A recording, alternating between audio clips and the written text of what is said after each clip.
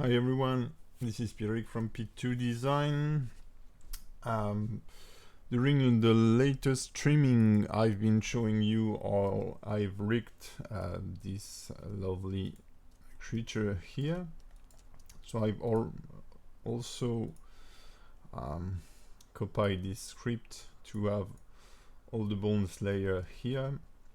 And today we are going to play with the run cycle for this character.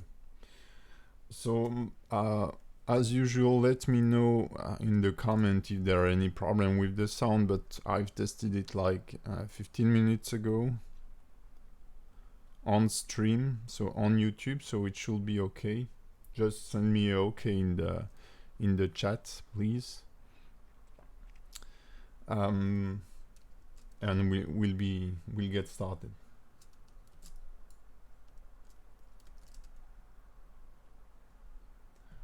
So I'll suppose it's okay, I think. Okay. Thanks, Finn, for the feedback. So the idea here is that we have some kind of giant turtle. So I was really aiming for a walk cycle because I didn't see this like running. But the problem is that we are in a fast pace game, and we do need something fast. Because for previous character, whenever I've done a walk cycle, even if it does look great or not, it didn't fit the game requirement. Then when we make the character moving into the game space, it was like it was sliding on the ground to fit the movement pace. So I think I will go for some kind of run cycle, like a Rhino run cycle, or because if you think about elephants also, they don't really run, they just walk very fast, while a Rhino has this kind of running movement. So to do so, what I will do is that I will be working first only on the turtle here. I won't be considering the character on top of it, because for all the animation, the character on top is has follow-through animation.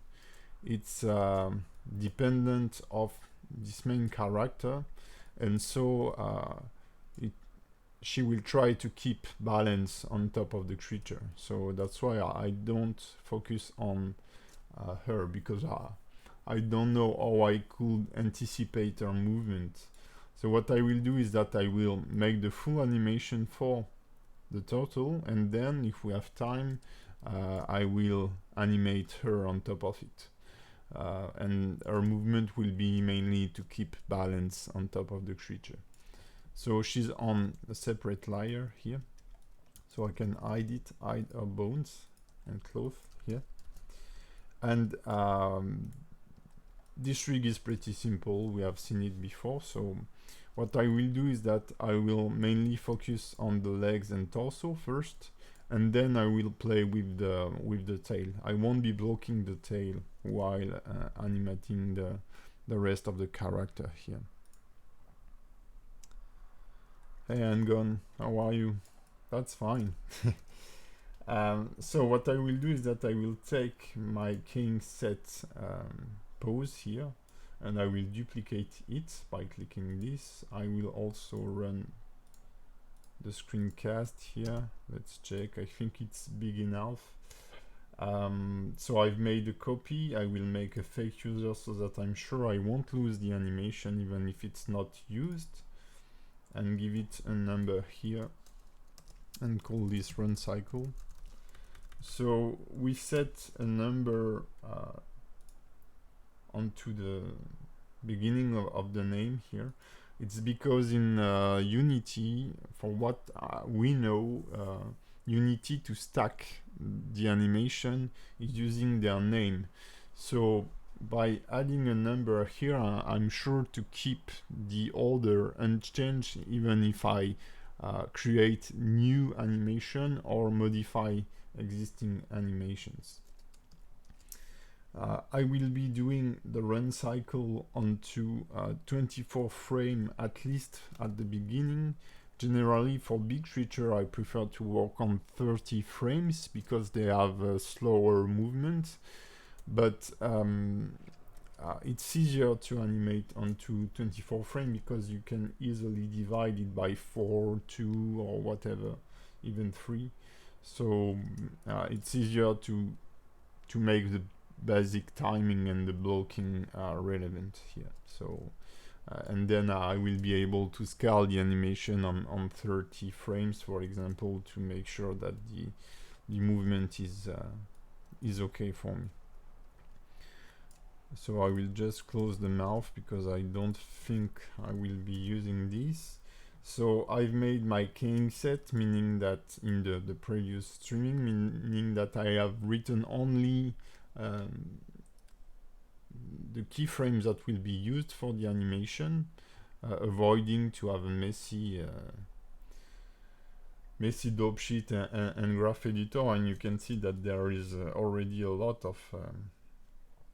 of keys to be written, so I can hide the unused keys for the time being and only display the bone that are showed here. And I will start with the first contact pose here. So let's dive into it. So I've watched some reference, but I couldn't really find any relevant one, so we'll have to somehow I don't know, I can find the word in English, but find a way by ourselves. So I will focus on the foot first, and the idea is that I want to have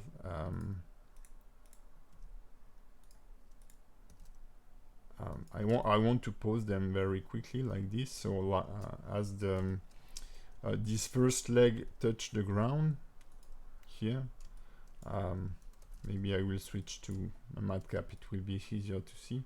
This one will still be in the air, okay? This one should be slightly aiming toward the ground, and this one too. So as I mentioned during the previous live stream, I don't think this kind of creature really have shoulders, but this will help us to relax the leg when running and to avoid IK popping, for example. So I have this. The character should be slightly in the air for sure. So you can see here it starts to stretch a little too much, so I will slightly rotate this to relax this limb. And let's think about the real legs. So I think this one should be mostly in contact already, because the front leg will touch the ground while this one will be like mostly touching the ground too. If you think about a cat running, when the two front legs are like here in the back, the back legs are touching the ground. And so this one should be maybe in the air, making your way to the next position. So I don't rotate the foot. I don't like to use the foot controller to rotate the foot. I prefer to use the heel mechanism here. It's way easier to polish them. So we have this. So currently I think that I will need to open a reference for sure, but let's see. So the edge should be like that, because when it will hit the ground, it will do something like this, like it's very, very heavy.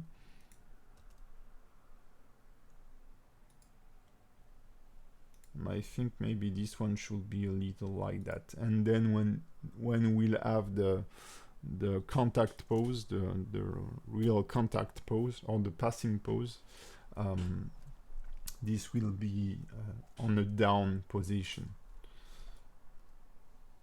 So for the time being, I won't be rotating the character on the right and left, because I don't really know how to.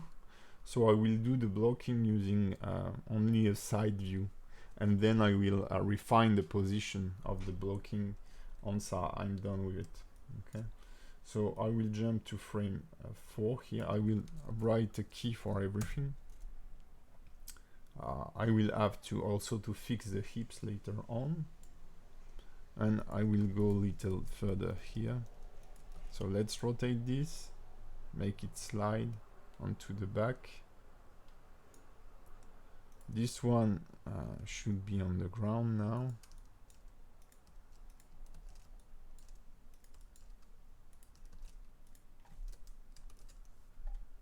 On the top part. And here, this is the time where the torso will be going down. This is the down pose.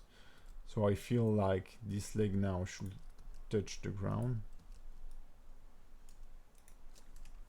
And as we did before, this one will be nearly touching the ground.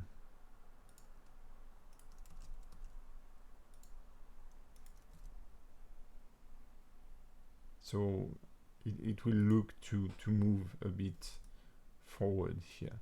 And for me now it's easier to think about the pelvis.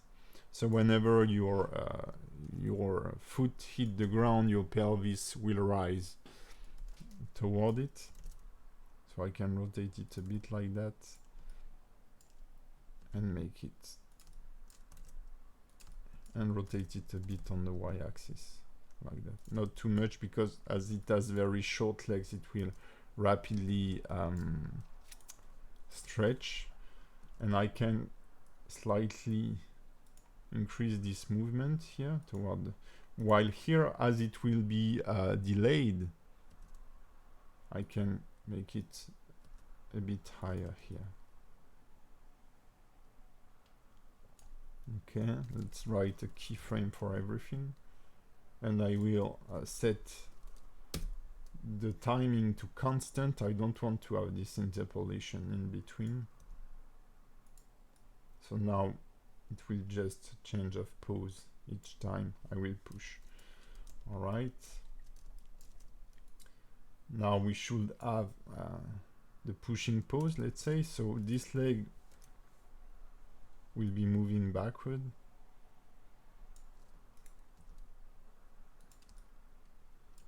So this one will be on the ground for sure. I will just remove the movement, and let's let it here. I think I will shrink them a bit. All right, let's see, like that. And this is the time where the character will start to push. So this part will be raising, and this one will be somehow laid onto the previous animation. So raising, this one a bit bending.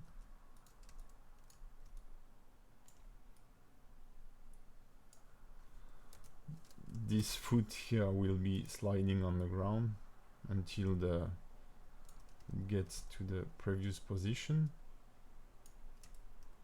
and this one will start to raise. So I like to put it a bit in the back.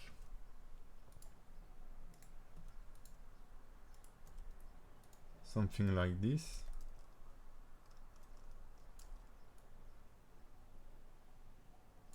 Okay.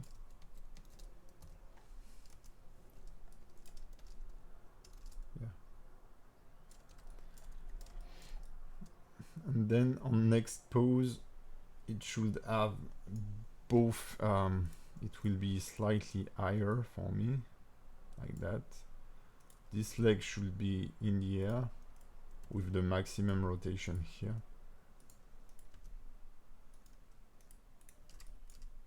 And this one will be in the back, so I'm just testing the limitations of the rig here.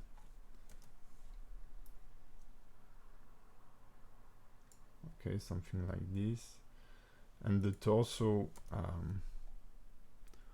don't know, I think it should be raising a little more. This one will get higher too, and so the head.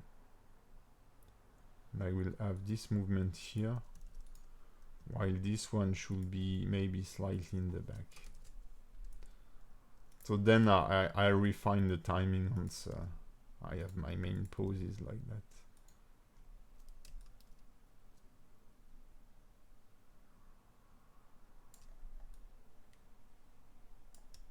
Yeah, I think it's okay.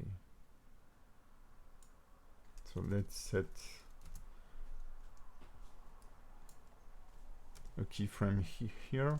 So I select everything and press I just to write a keyframe.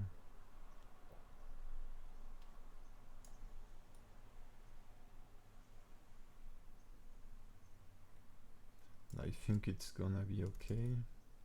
Let me check if I set it to 11 here. Yeah, that's a fast pace, but we have the movement somehow.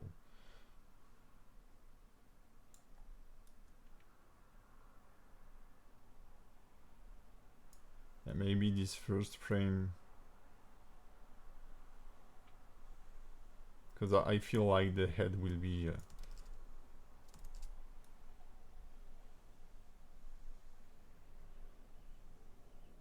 maybe this one I should already rotate it a bit more.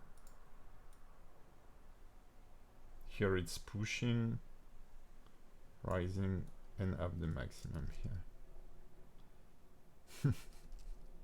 Okay, so I will maybe move them like that onto my 40 frame scale here.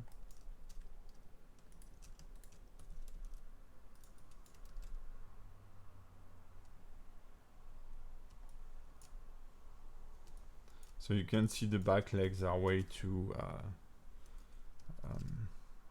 spread.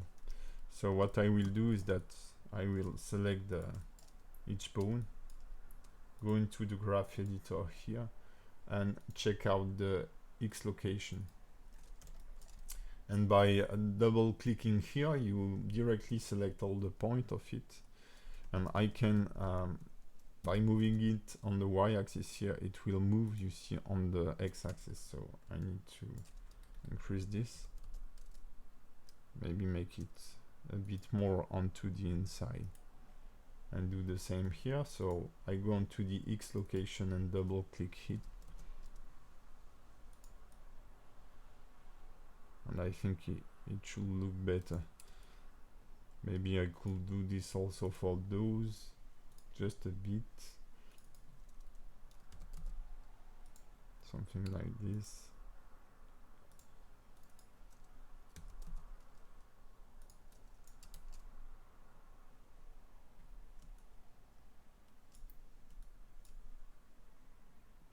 Okay.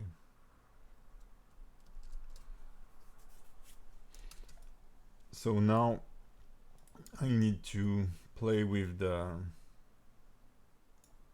location of our torso here. So theoretically, when she will be in contact and she will be hitting the ground with this leg here, which is the leading leg for me,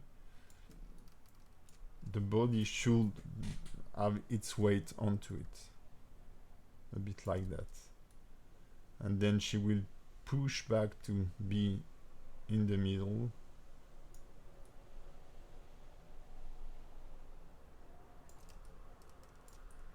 And on this key, maybe she should be slightly more on the other side. So,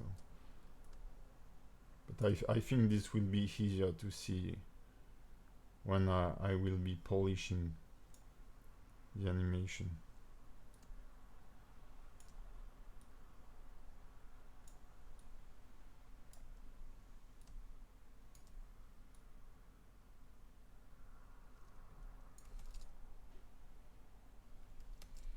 Okay. Also, I need to check the pelvis here, so it will move toward the legs that hits the ground. So it will change orientation while hitting the ground with the second leg. So here, for example, I will need to rotate it like that and change, you see, the orientation. As it's pushing on the leg here, the pelvis is moving toward the other one.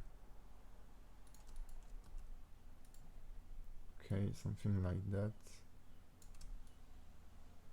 And here should be a little more like that, and this part will raise this part.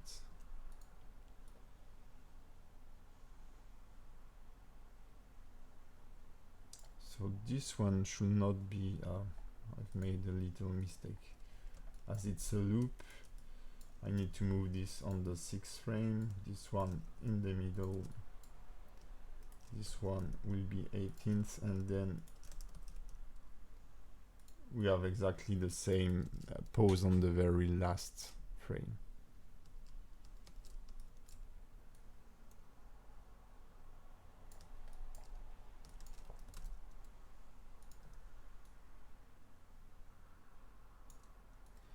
So it's not a symmetrical movement because you have the movement of the feet here that are like one following the other. It's not like a regular walk cycle as usual. So the torso animation won't be exactly symmetrical. So for the time being, I don't really know how to rotate the how to orientate the spine on left to right. So what I like to do, what I generally do when I'm struggling with something like this, I mean in the blocking stage, is that I go into splining, and it's for me way easier to feel the movement once we sort of have curves into it. I think this is something you get when you're more experienced, because I'm not doing animation for like 10 years or I don't know, and I feel like very experienced animators will know about every position. They don't need to see the movement, they can figure it out, and also you will need a lot of reference and stuff like this, which I don't have because it's pretty hard to find this kind of stuff. But I feel like yeah, this is where you make the difference, and where your experience is, because the theory, if you practice animation, you will get it pretty fast, but then it's, yeah, feeling everything and knowing how to place everything. So I will start already to work on the curves here, because I have enough information for me to do the animation, and I will start with the feet. For me, it's not supposed to be the leading part of the animation, which is important. Whenever you animate something, you will try to first polish generally, and this is what I generally do, the torso here, because it's leading the hips, sorry. So it's really the leading part of the animation. When you throw a punch, for example, you will first spline the spine, then the chest, then the shoulder, and go over to the arm. So that once you have a nice torso movement, if you've nailed it in your animation, then the punch will follow and it will look good. So here for me it's the foot. Once I have the foot polished, it will be very easy for me to at least maybe not easy but easier to animate. So what I will do is that I will already switch to Bezier. So there are people that will revise the timing in this stage. Sorry, moving the keys here. I prefer to do it directly into the spline. Now that I feel more confident with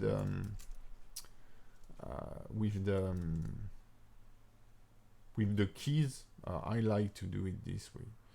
So maybe finally I will work on this first to input some weight. So I will be working only on the Z first, so that I have this sense.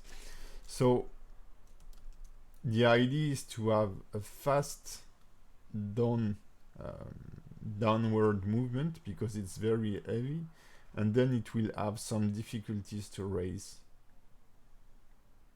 So the raising movement should be slower.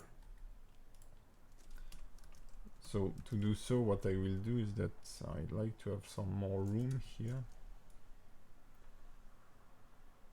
So first, compared to the down pose should be a bit earlier, I think. So I will hide everything else. And then it will take a lot of time for it to raise. So I will slow down the raising. So here you have your curve. This is the lower status of our character. And if I want to make it raising slower, I just have to pull down this point in time, so that it will have difficulties to go higher, and it will finally reach its higher position here. And I want, how to say it, maybe it could be a bit higher. Yeah, something like this. Yeah, I think it's okay. So I won't delay it as I will do for other character. I like when they seem to be floating in the air, like an anime style, because I want it to be heavy. So I want really like it reach the top and it falls down directly. I will rotate this to as if we were thinking that the animation is continuing here. I will duplicate it on the other side and check if the curve is okay. So here you can see that that's a detail, but it's not very well aligned. So what I can do is frame this by pressing the period button and move those keys slightly on the downward until they are both aligned. It will mean that I have found somehow the point, and here I want it to get way down, and I want it to be down like longer. I feel like it's not enough.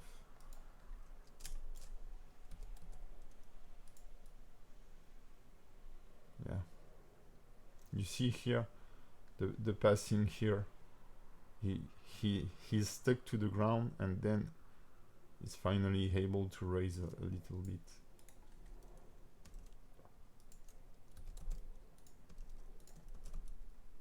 So that should be interesting. So with that, I will now work on the foot, and then I will work on the side movement of the pelvis, of the torso, and that will help me to refine this, because here the legs are a bit floating, and it's quite complicated for me to figure out how it should be.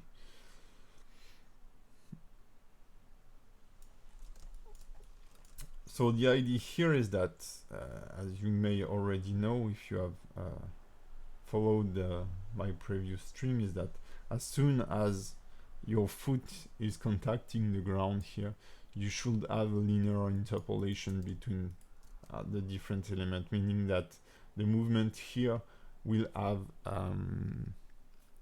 a constant speed, because the speed of the movement will be inputted inside the game. So whenever the player will move the character, it will move with a linear movement into the game. So it means that the foot on the ground should move with the same pace. So I will just switch those to vector. And so what happened is that this vector here is pointing to the next point, and so does this one to the previous. So these are the y-axis is the movement here. And this is why I've told you it was very important to try to set your IK controller aligned with the world, because it's way easier than to figure out how to animate them. So now I know if I want to move this foot backward, I can play with this. It's very straightforward. Okay, so here I have like I lose speed from this point, this to this, I lose speed, and it doesn't make sense. So even without looking at my character, I know I may have to align them like this. So the idea here is that the leg will be moving backward while it raises. So what I like to do is really to have this kind of movement like this. Maybe in blue, I don't know, in green. Oh, nothing is really okay, pink. So I will be able to achieve this by playing with both the Z and the Y movement here. So I feel like it might be erasing a bit too slowly. Maybe it could be moved slightly more backward like that. And now if I follow the movement of the y-axis here, I can see this movement. If you focus on this part here, yeah, hopefully you have the idea. Okay, and then I feel like it's this acceleration here is a bit too much. You see it's like it's braking. It's slowing down and accelerating. So I need to smooth this by moving this point upward here. And I will get a better movement.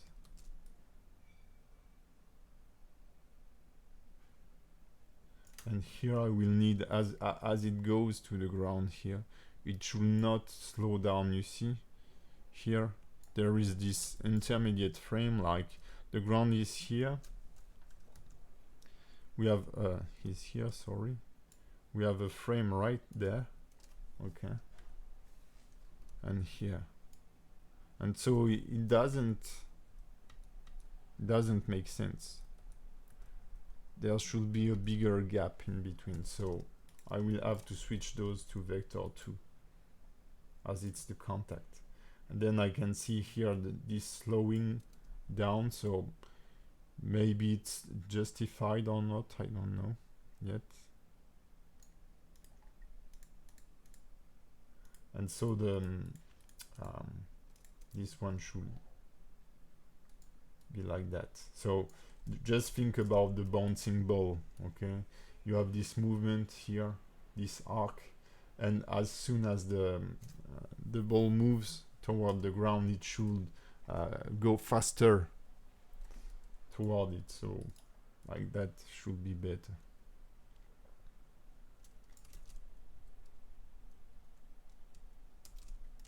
Okay.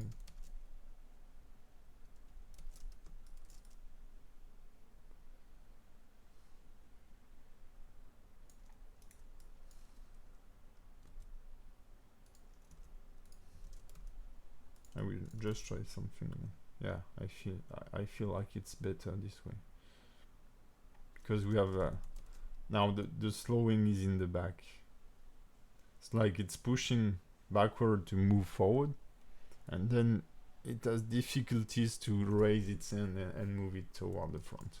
So for the time being, it looks a bit too smooth, and I don't know. But as soon as I will work on those, it should look more like it's hitting the ground. Yeah, the bouncing ball. Yeah, thank you. Yeah, nice tip. Yeah, it's very important. Whenever you animate something, just forget about what you are seeing and think about the bouncing ball. When I started learning animation on CG Cookie and stuff, I was like super bored about doing the bouncing ball animation. But and every course is about animation start with the bouncing ball, whether it's the Blender Foundation course or whatever. So I've never watched Maya tutorials, let's say, but I believe it's the same.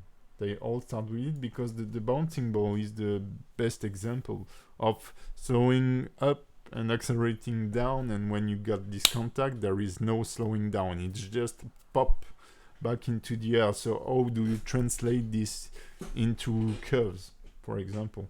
So here we have a good example. This bone controls the rotation of the heel. So when you are running and your heel touch the ground, it doesn't take it like, I don't know, half a second, or in our case 12 frames to rotate like this. I think like 2 frames should be okay to be reset to a 0 status. So on frame 2 here, I will just cancel the rotation, and you can see here I have my 0 degree rotation here.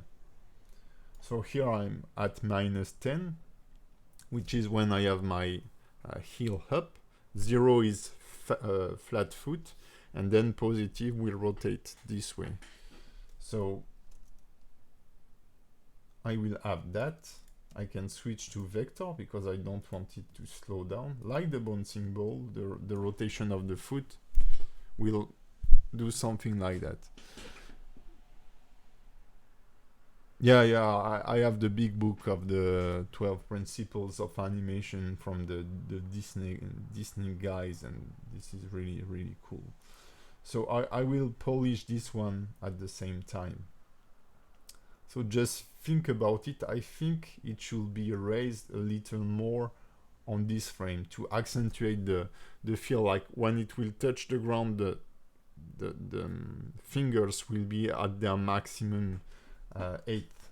So it should be on frame 1 or 2. So I will do it on frame 2. Slightly increase, you see the rotation here. Slightly increase it, and like 2 frames later, I will move this like that, switch it to vector. And now you will have this plop,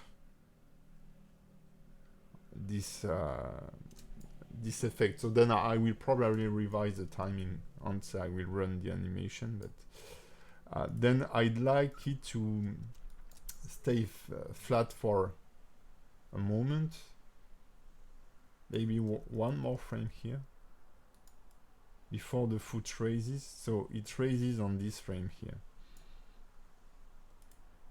I feel like, yeah,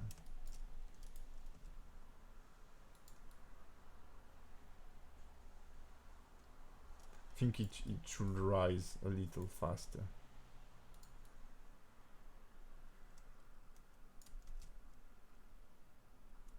Because it's a bit slow here.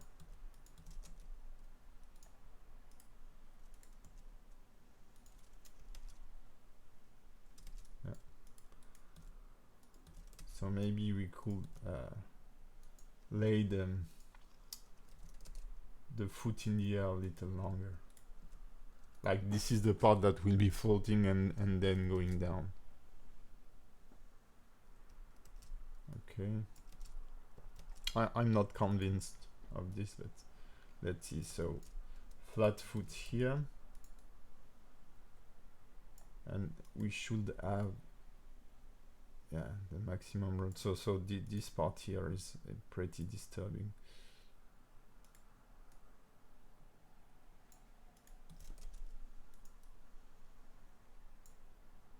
So here I will need this to be cancelled, to have a cancelled rotation. I feel like it's leaving the ground too soon, maybe.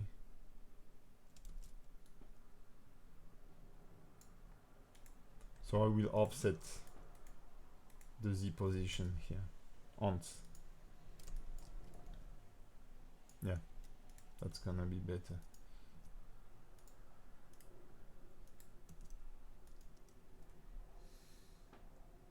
Hi, hell, thank you. Okay, now I feel it's better. So we still have this how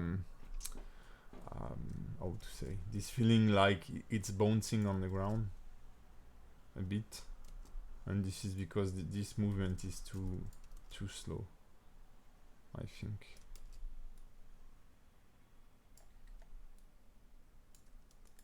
So I will offset this here and here, then slightly move this one there, and as you can see I will have to rotate this like that to fit the latest keyframe.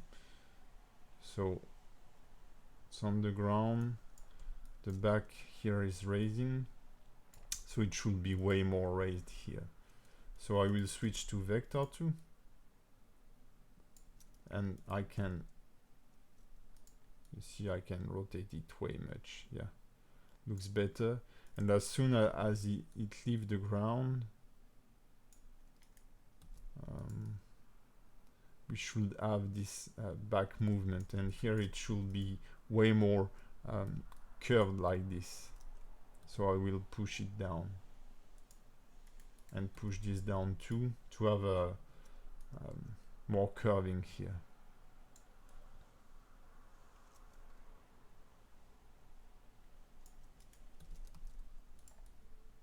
No, was better this way.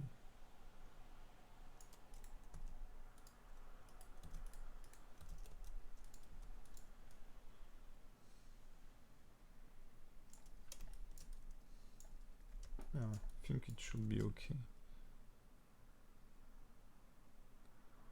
So it's a bit sloppy here, but yeah, it's not too bad, I think, for a start. From a pure side view it looks a bit too smooth, but from here that's decent, let's say. For example, here.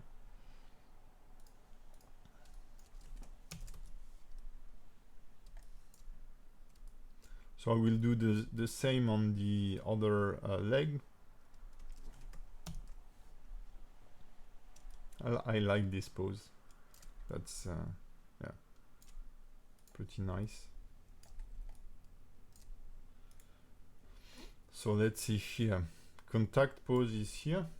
So we need to switch to, and my Z position is not correct, so I will duplicate the 0 position here, and I will switch those to vector, okay, so that we have a linear interpolation on between of those two. And then if I check this one, I have a linear interpolation on 7 frame, okay. You can see here from frame 0 to frames 6, no 6, oh no, it's the Z location, so that's fine. But the Y location is on 6 frames, so here from 6 to 12, so it should be okay. And I've offset the Z position on previous leg by 1 frame, so I will do the same here, even if I'm not looking at the animation, okay. Then we have this slowing when you move backward, which is not relevant, let's say. and I feel like it should be backward sooner. So the idea again is to create this kind of curve, meaning that the maximum on the y-axis should occur more or less halfway onto the z-axis. So curve-wise, the maximum here, I can't draw here, but the maximum here should be in between those. So I feel like maybe this one should be slightly delayed and move slightly up like this.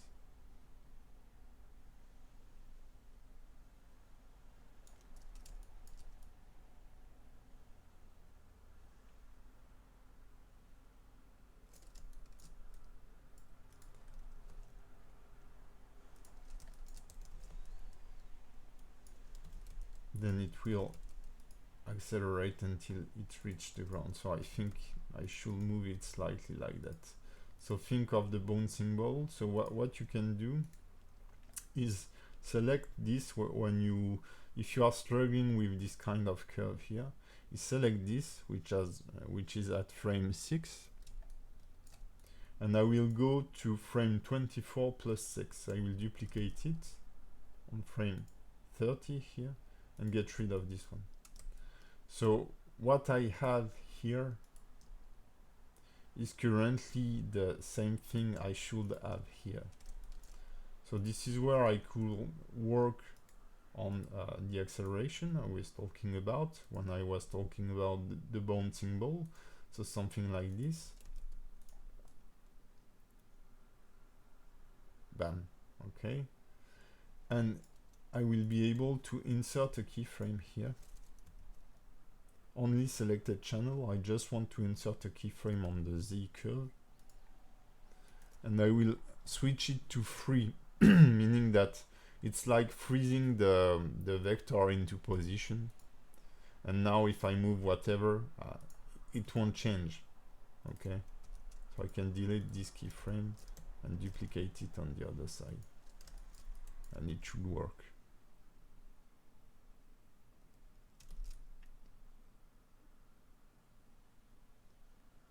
So now that's weird because I feel like the further position of the Z here on this way should be more or less in between, like here. So I will offset this.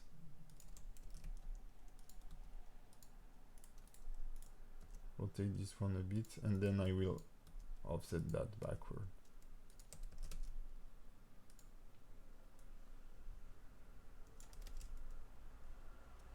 Yeah, it's better because if you think of you trying to reach as far as possible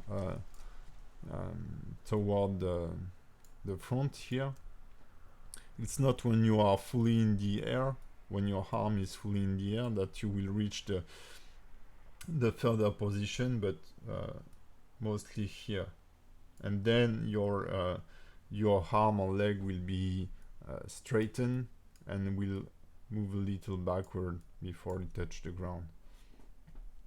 So this is what we have here,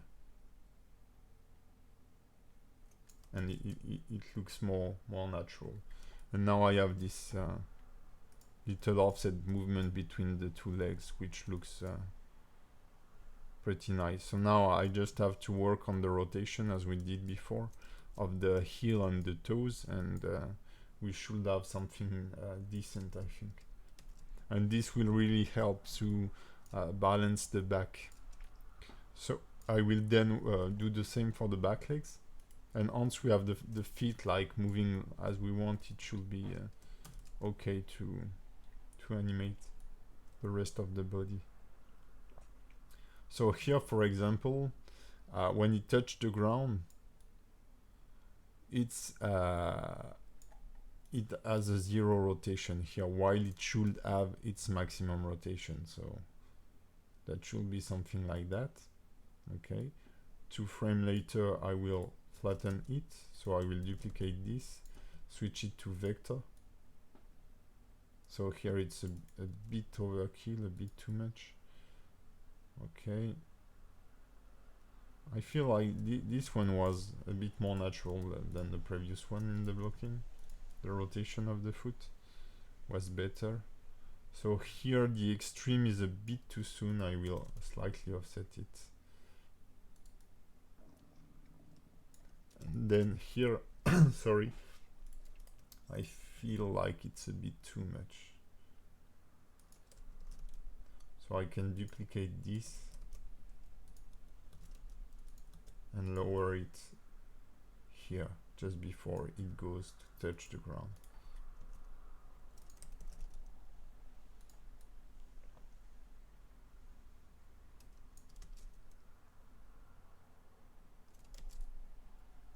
I can remove this one now and rotate this. Okay. Now as I will work on this one, it should be better. So contact pose here, it should be rotated this way. Oh, white is okay. So I can do this by moving the curve like this, for example. And here on this frame it should be at 0. I switch to vector as there is no slowing down before it touched the ground. And so I want it to be slightly more extreme here.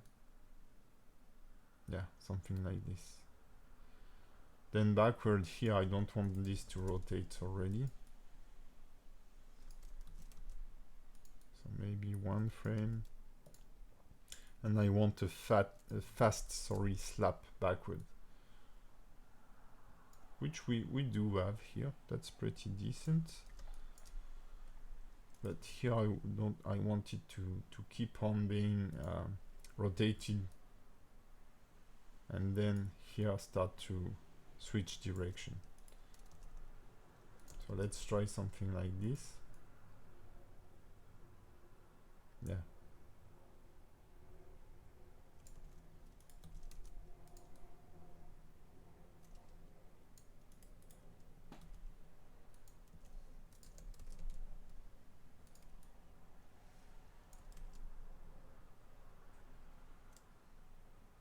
I think it's decent.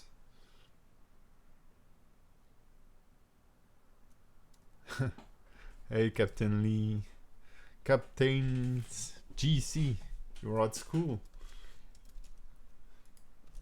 Don't worry, you'll be able to watch the full streaming after I have finished. It will be online. So now we can feel that the torso movements is weird currently. I mean this bouncing effect here compared to the leg. But the movement of the leg, if you focus only on the legs here, is pretty nice. So this is why it's a bit, how to say, not dangerous, but not advised to go into splining before you have set correct blocking, or at least more intermediate pose, because you will see the bug of the torso movement while you should be focusing only on the legs, and so that's that might not be advised. I don't know, but that's a method. I think so. For me, it works fine here. So I will now work on this leg, so I can turn off the front legs now.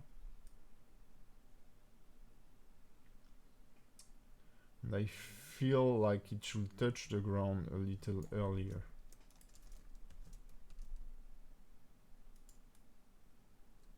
Here I know I can switch to vector and have my frame on the ground also in linear here. So whenever you have to sorry, to point to keyframe in vector, it's like having a linear interpolation in between. I don't know. I'm not kind of saint stuff. I don't look at those things. So maybe, I don't know.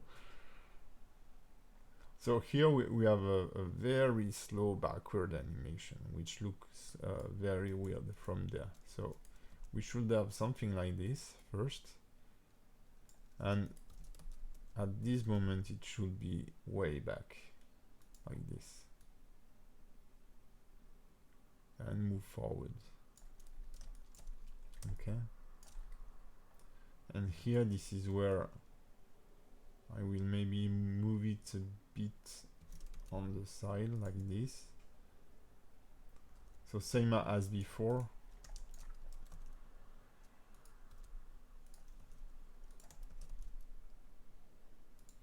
I think it should touch the ground earlier. Yeah, that's totally weird here. Or it should maybe float a little longer into the air so that I have a better movement.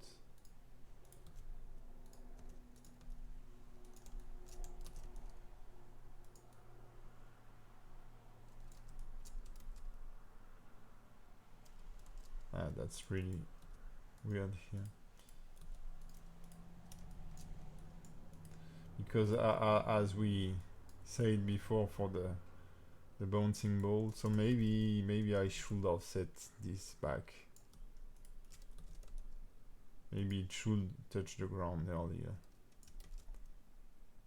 as these legs are a bit shorter.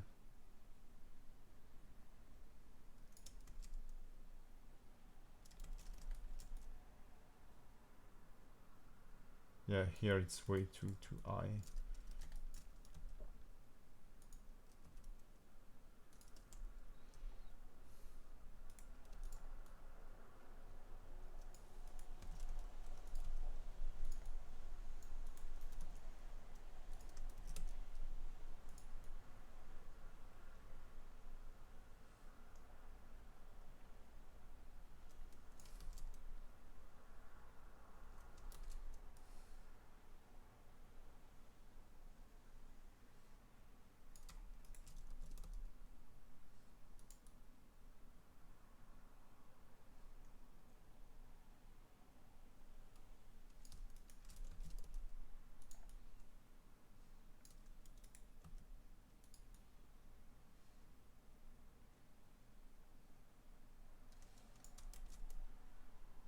And it looks better now.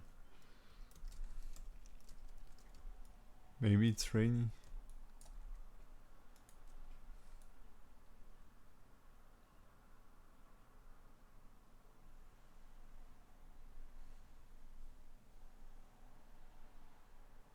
It's like on the y-axis.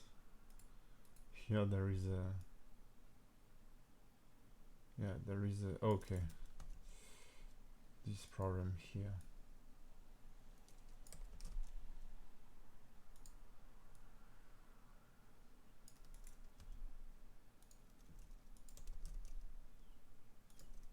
So maybe I should have a further position before, like on this frame. I will just test.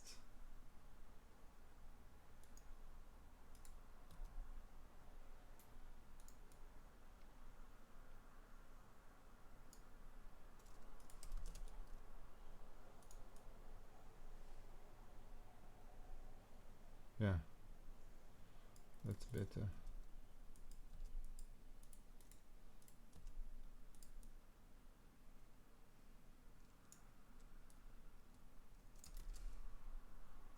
Okay, so let's work on the heel now. So maximum here, then like 2 frame to cancel in vector,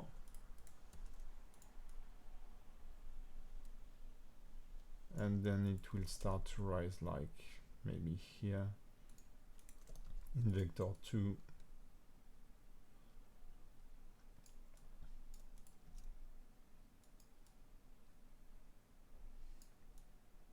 Then it should keep the rotation slightly longer. So I feel like we will have something like this.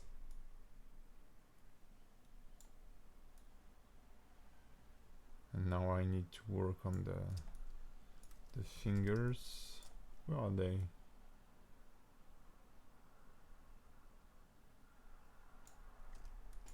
Oh, they're on the wrong layer here.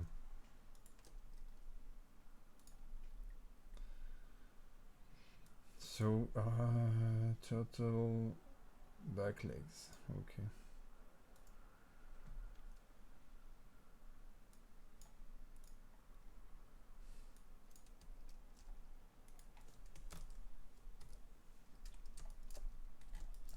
So don't hesitate to ask a question if you have any.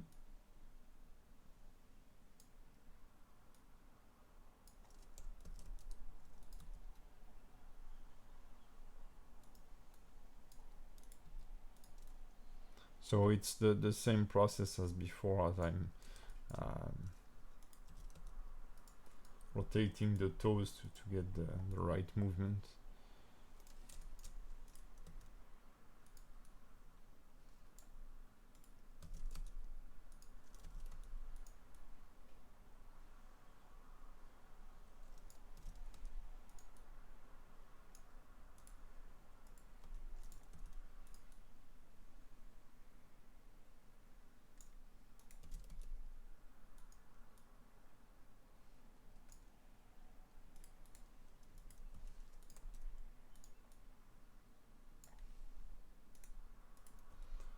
Here I want the rotation to occur a little sooner, like that, and here it should happen a little later. So I will offset this one toward down like that and see how it goes.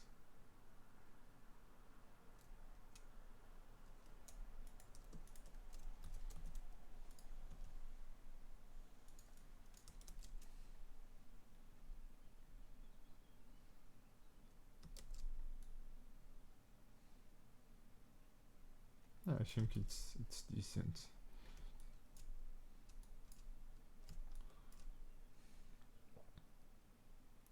So then if you're lazy, okay, what you can do is that instead of polishing the next one, you can copy all of those, all the curves, select this bone.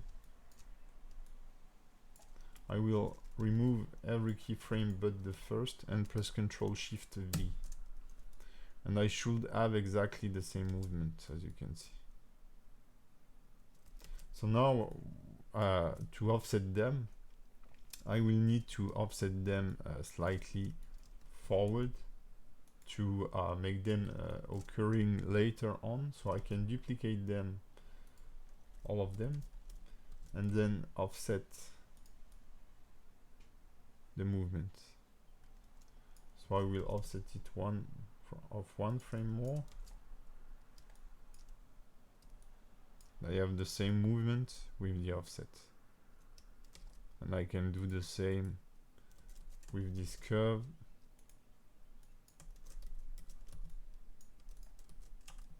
So this is typically what you do with mirroring actions. So now I just need to check how much I have offsetted it. So here this will be my how to say, my I don't know how, but the point that will allow me to evaluate this is this one, I think. So I have 4 frames of offset.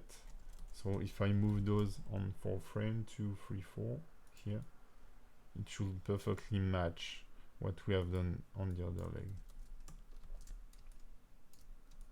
Oh, this wasn't the right foot.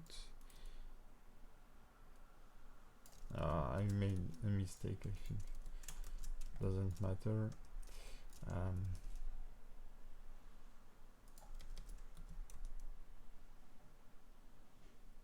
Okay.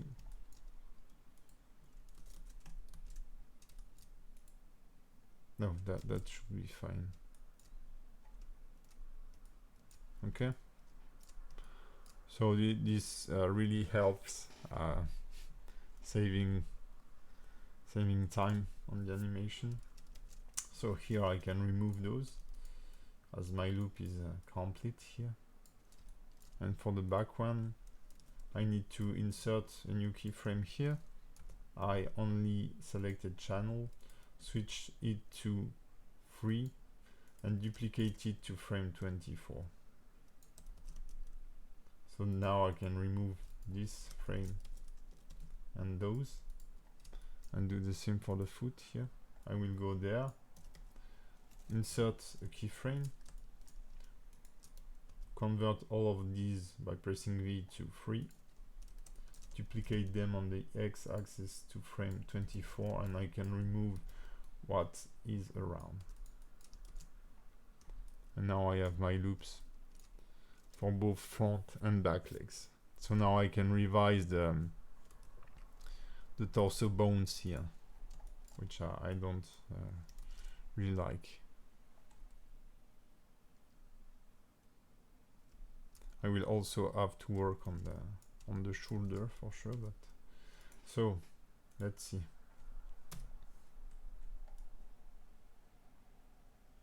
I feel like maybe it should touch the ground a little sooner. And the lower part should be like here.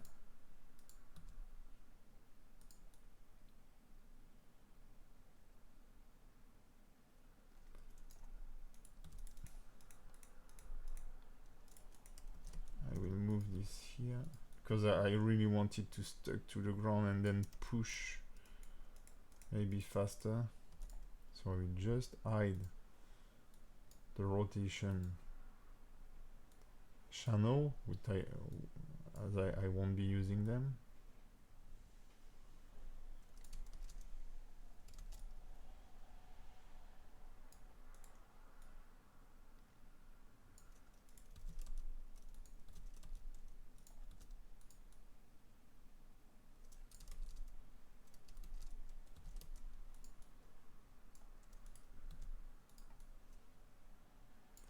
Maybe slightly higher. And I want it to fall pretty fast.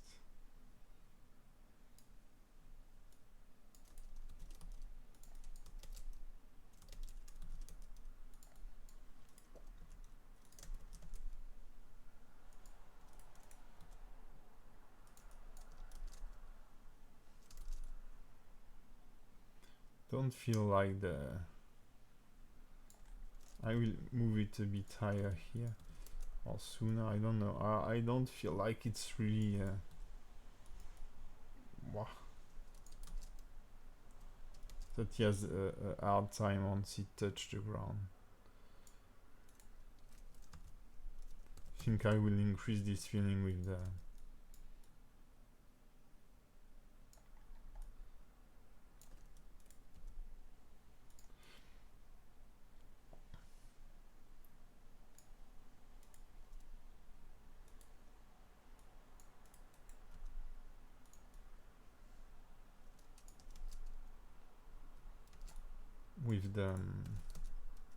with the torso rotations.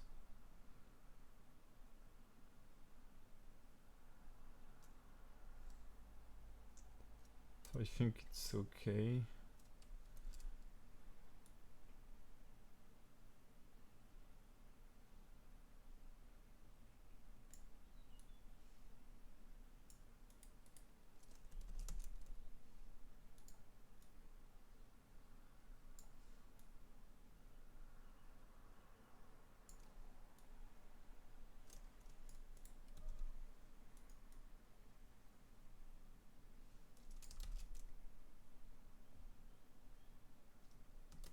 There is too much absorption of the impact here.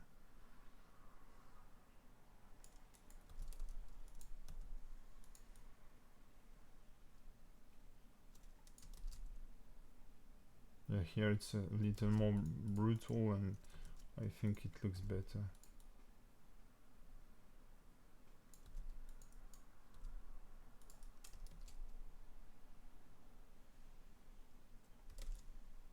Then there should be more time on the ground.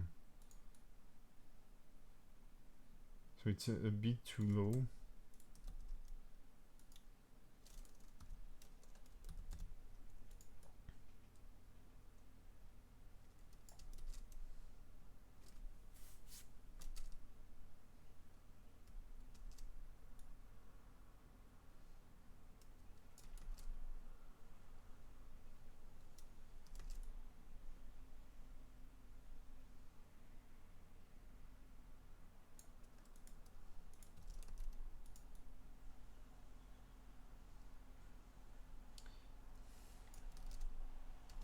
Because I have the wall passing of this leg, which is while it's on the ground, so that's I don't like it.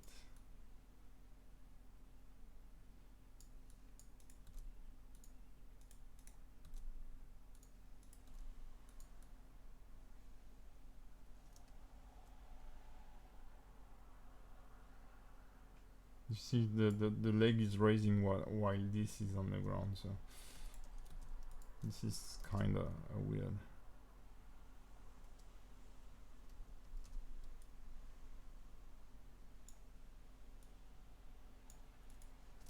I think that with the torso rotation, as we will input some 8 too while rotating those, that should work better. But I can work on the side position now. So it should be at its maximum here when it has its full weight onto this leg. So I can move this here, and then it will start to transfer its weight onto the other side until it's pushing onto it, sorry. So here this key was pretty nice, and push its weight back onto the other side.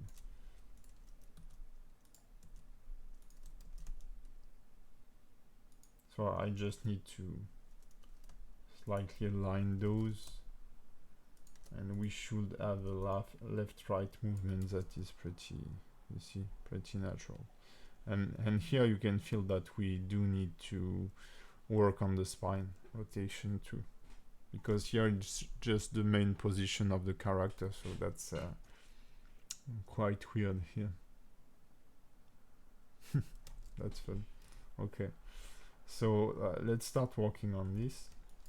So as we are in quaternions, the rotation is only from 0 to 1. So the idea here is that when the character is falling down here, its maximum height should be like here.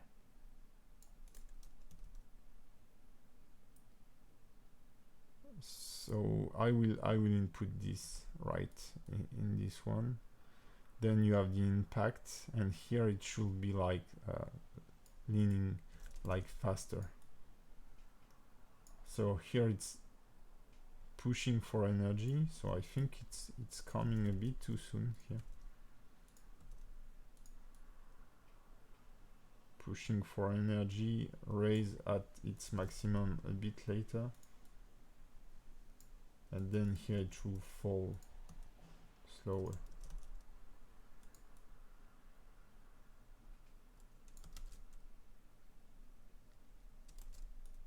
But at the impact, this should stay a little longer here.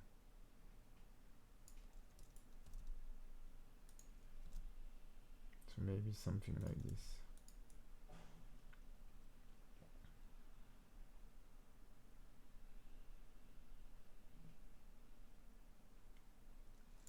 So I don't go too crazy with those curves, because I will also have to average the movement on this one. So let's see. Here, just before the impact, it's at its maximum here, so I will slightly offset it here and fall down, but it should happen sooner, like that. Now you can feel the like its weight as soon as it touched the ground. All his weight is coming down. Then we'll have some offset. I want to keep it, and when it will push upward, I should keep this curvature of the torso like this, and I should have input it more into the head too. Maybe be a little higher here and rotate it like that.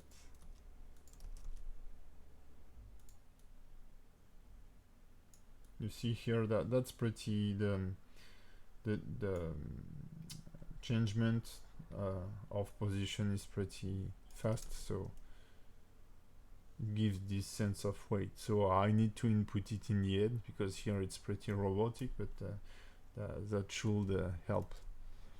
Okay, so here I want the head to be raised like way more on this frame, and then it will follow this rotation, so it should be offset. So this will reach its lowest position, this part, somewhere here, and the head a few frames later. But then it rises way too fast. So I will put this here, and you can feel like she's pushing on the back legs to go higher.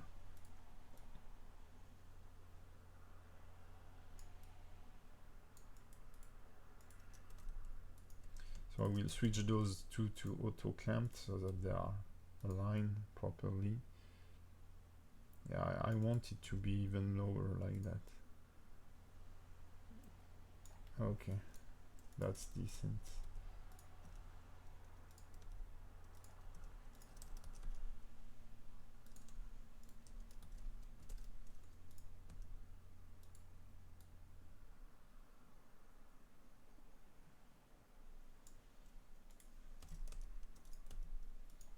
So you can see here the pose is pretty interesting already,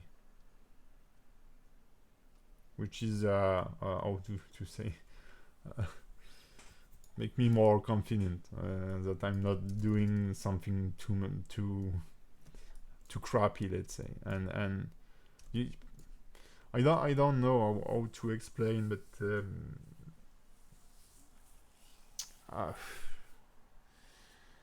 because we've started with something that was working a bit, then as soon as I have started to spline everything, it was looking more and more weird, and now that I have a bit polished the spine, it looks way better. And I knew that it's gonna be somehow like this, because as soon as we have polished the root here, the spine, those were offset, so it didn't look cool anymore.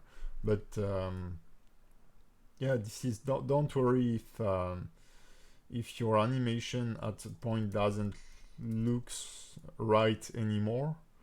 It might be because you need to you sure need to work more on the other part.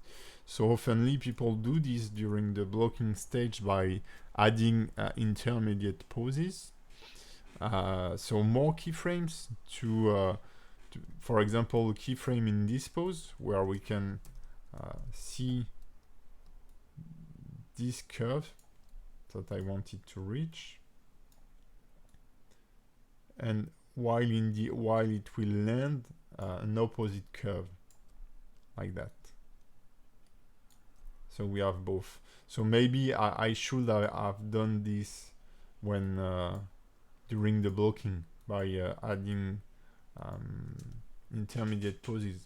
But as I told you, I was not super confident into the posing of the chest. So by doing it this way during the polishing stage really helped me to read this thing. Okay. So now I can work on on the Y and Z rotation. So for this one it will be pretty subtle, and I will mainly use somehow a follow-through animation, meaning that when it's moving onto the right, I will create an opposite movement to this part. So here, for example, it's moving toward here, so I will slightly offset it the other way. Okay, and as soon as it will be pushing on the other way, in the middle, that will be my maximum offset on the other side, something like this. And then back to the other side.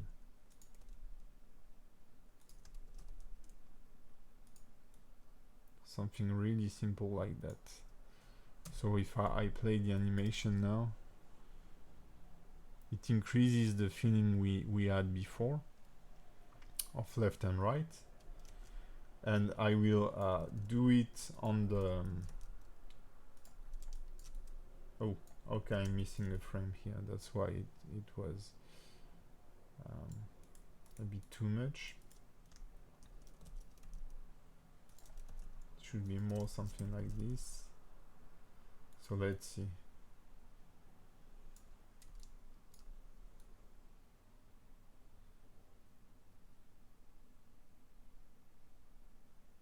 Yeah, it's a bit too soon here.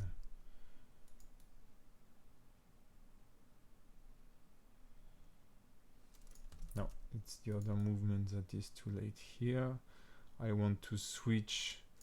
When he is pushing on this leg, I will rotate the torso toward it. So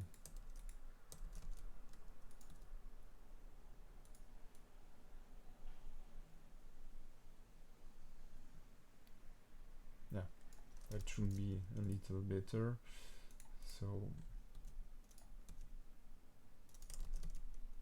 let's see, something like this. This one can be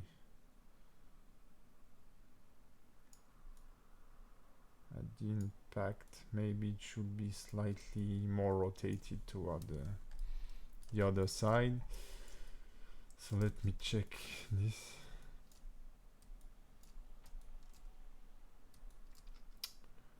I can't feel it.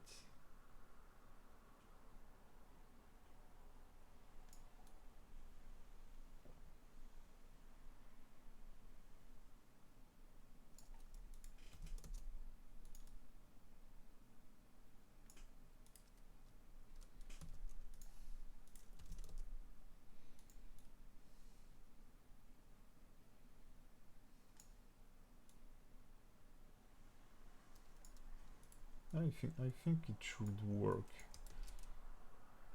I will see once I've done this one. So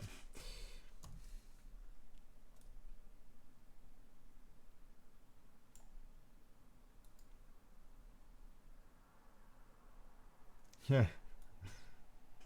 Well, and the thing is that if things get really worse, well, you can just expect them to get better. So that's a way to see things. So I will just offset this movement here. See if I can do it with the head first, maybe. Oh no, that should be fine. So here I want it to be rotated on this side for sure, and then push toward the other side here and be rotated at its maximum, like right there, and average the animation.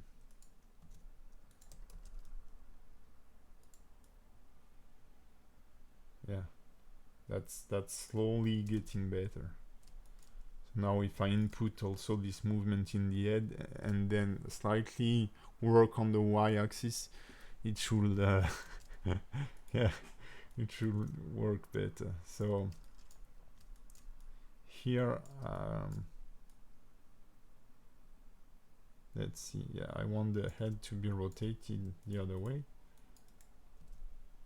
So also this is a thing I should have done with the poses, for sure, and be at its maximum the other way here. I mean, while I was looking, it would have been here, but I couldn't figure out how to do them.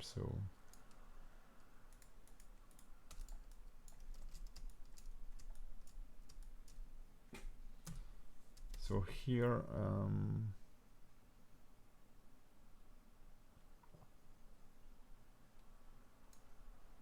yeah, it should be slightly offset. So what I can do is as we did before, I can duplicate it, play the animation, and just offset it on the x-axis while playing the animation until I reach what I want. And here I prefer the animation.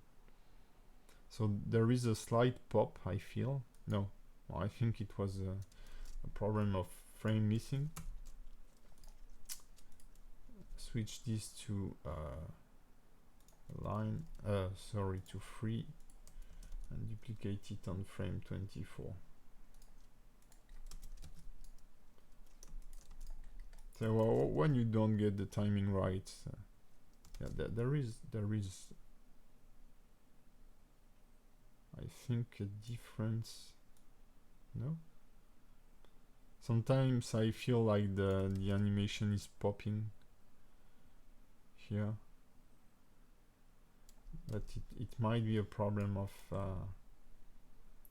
time scale here. I mean, the playback might not be as good as I wish it was.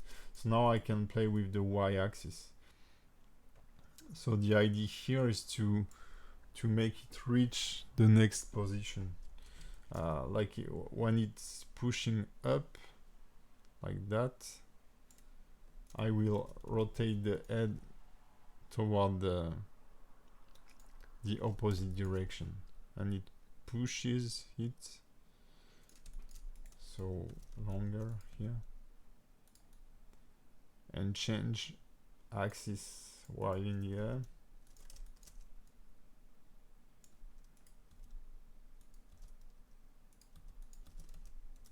And the fact that it has somehow jittery head movement like this, like it has some difficulties to control its head movement, will input weight sensation in a way. Now there is a popping. That's crazy. I really feel like there is a popping movement, and as soon as the animation runs like 2 or 3 times, I can't see it anymore. Just let me know if you have the same feeling on the YouTube playback. That's weird. So I can increase these effects now onto the spine.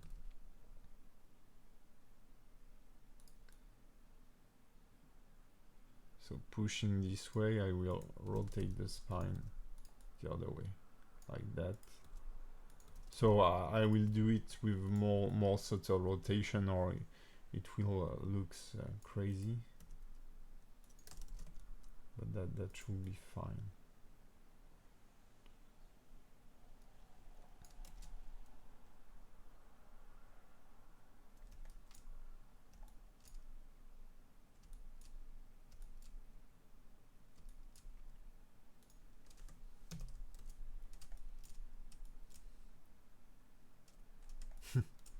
That's yeah, that's pretty. Looks cool, and in the end, I may not say it looks believable, but I'm not that worried that it's running, because I didn't really want it, as I discussed with the boss, let's say, about this character. But in the end, I feel like it's okay, pretty much. So let's see the hips now. So it's pretty hard to figure out. Maybe I have a mask here. Oh, look at it. It's now naked. It will help me to see the hip movement. And here there is the popping I talked about. So yeah, okay, I understand why. So it will try to reach for the contact here. Okay, but this is not the foot that lead the hips, but the other. So I will offset those so that it reaches its position earlier, and then I should have a pretty on the y-axis. This rotation here should be pretty strong as soon as it lands here, because its weight is going on to this foot before this foot is used. So maybe something like that. Just after the contact, we have a switch, and then it gets back to balance. And then the Z position here should be slightly higher. Slightly more on the other foot. And here the Y rotation should be at its maximum in the opposite way. So this one. So I need to be careful because it might look super fast, this change, but yeah, that's might be a bit too extreme. So I can just lower a bit both to get a more subtle change. And then it will try to reach out for this key, so I need to make the transition between those, and it should look more smoother. Regarding the X, I will check it after. The Z, yeah, so maybe I should have something more aligned to.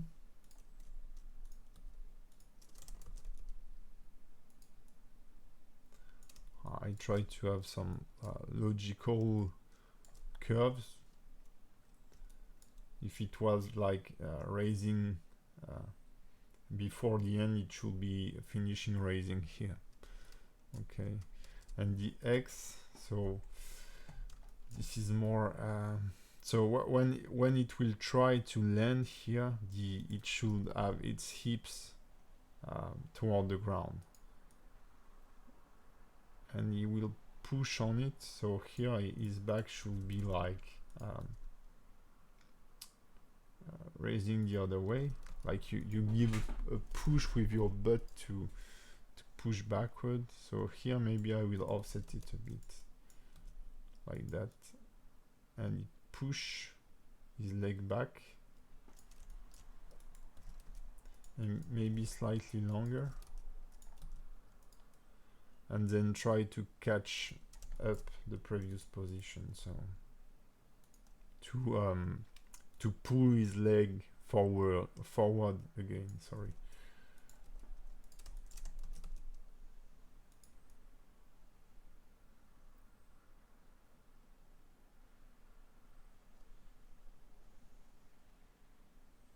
Maybe I will add another key here, just to make it happen a little sooner.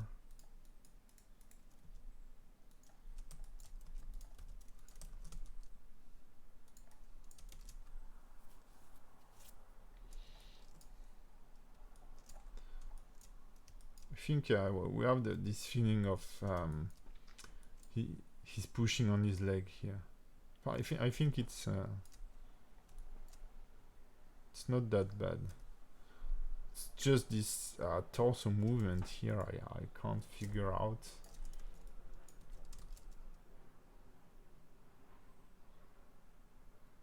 feel like it's, I don't know, a bit too floaty, or see how it's raising like super slowly, and stays in the air.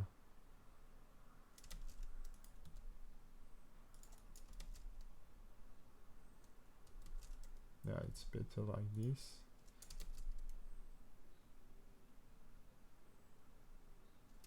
But it doesn't fit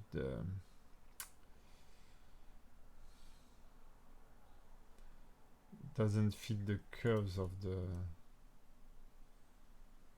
the spine. Maybe do I have to offset those?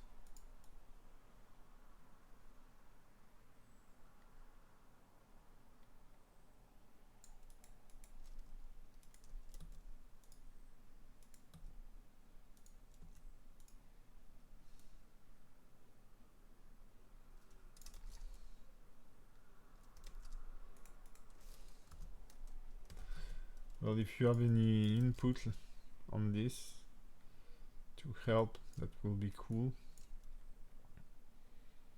because I can't really feel the problem here.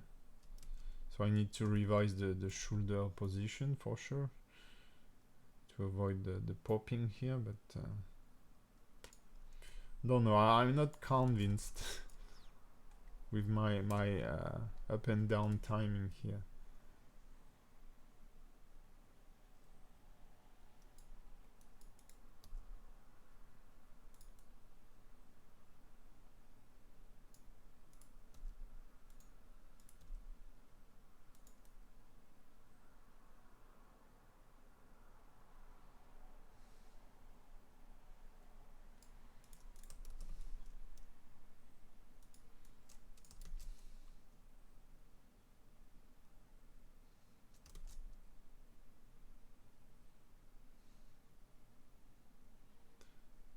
The up pose should be here.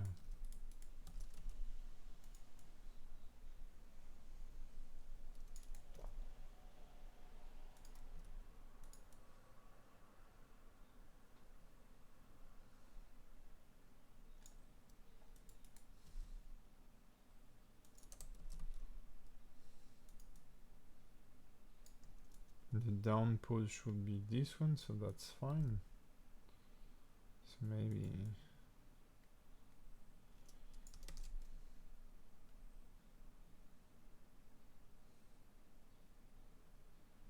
okay. Yeah, from this point of view, it's okay.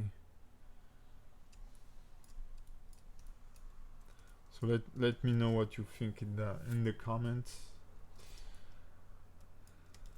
I'm curious about your feeling about the animation so far.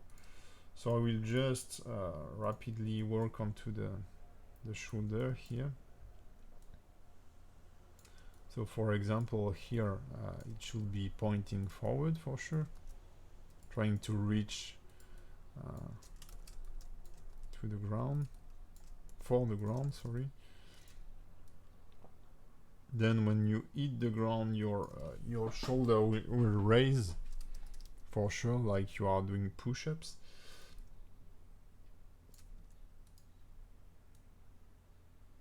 And then I should have this, I will duplicate the pose to make it easier, and then your shoulder will start to pull the foot forward. Okay.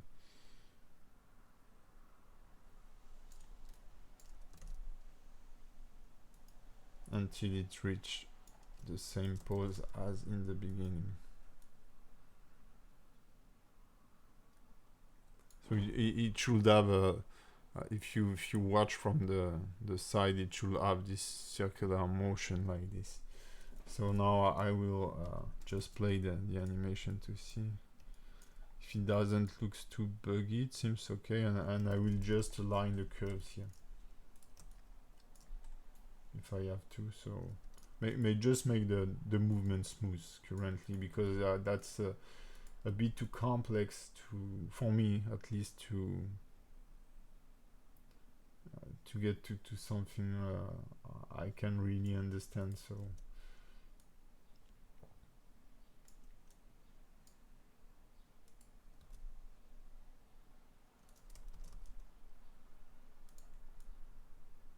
So here is the absorption a bit,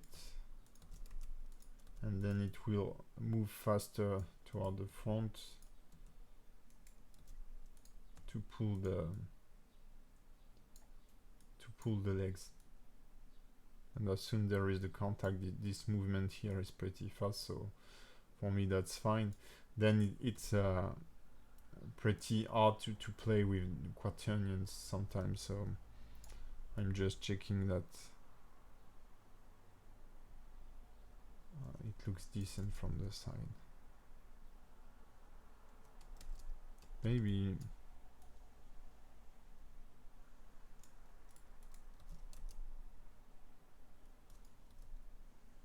more like that. And yeah, or something like this.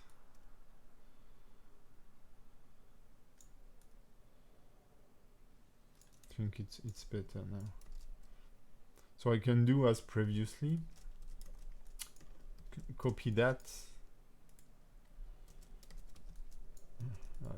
delete those keyframes, Control Shift V to mirror them. I will duplicate those on the x-axis and offset them by 4 frames, I think. Oh, I don't know, because we haven't used this technique for the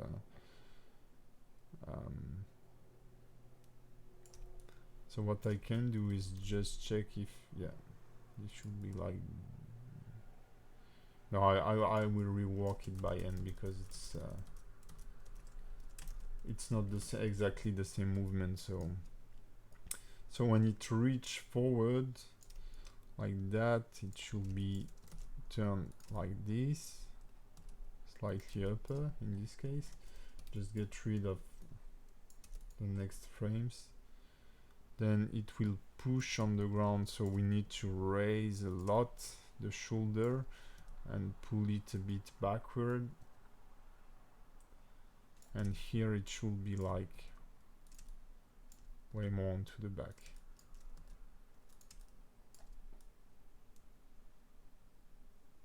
It should occur a little sooner. Then it will try to reach forward again until we reach this pose that I may revise. No, it's okay, so I can get rid of this.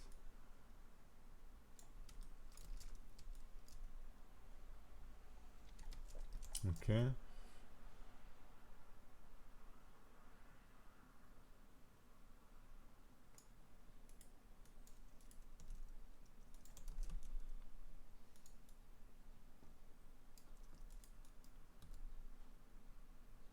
So this is the front forward motion.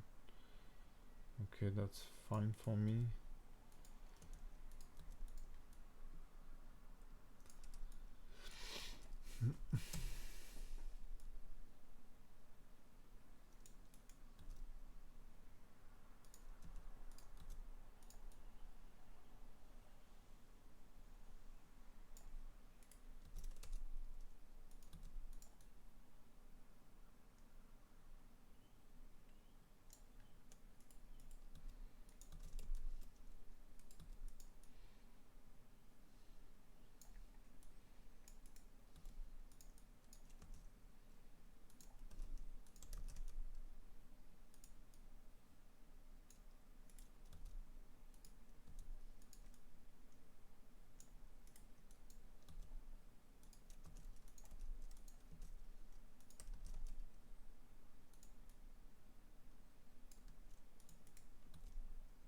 Here I'm just averaging the spline, so that and also you can see the white painting is not super clean here, but there is the Scheldt on it, so that's why I didn't go that far into the white painting for this part.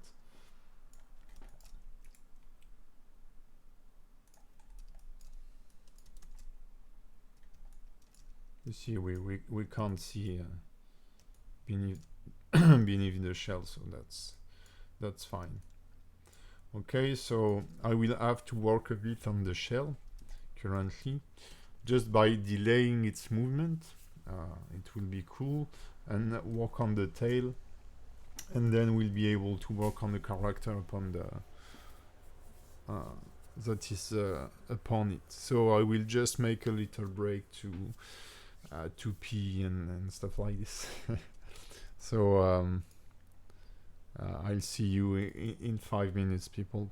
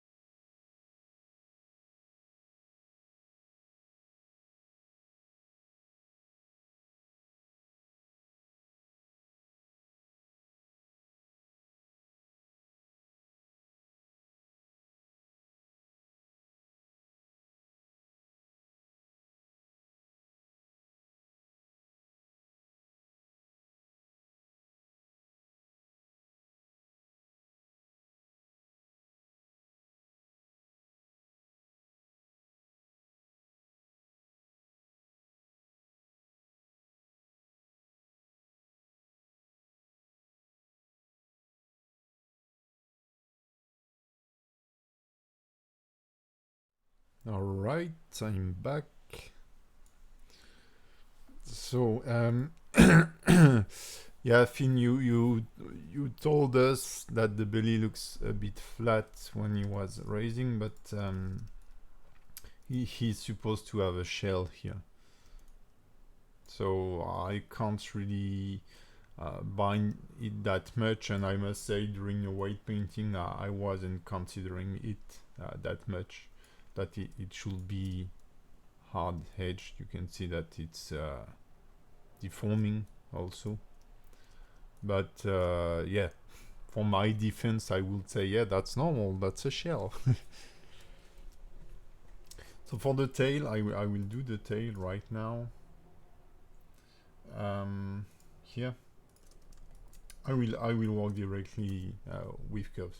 Won't be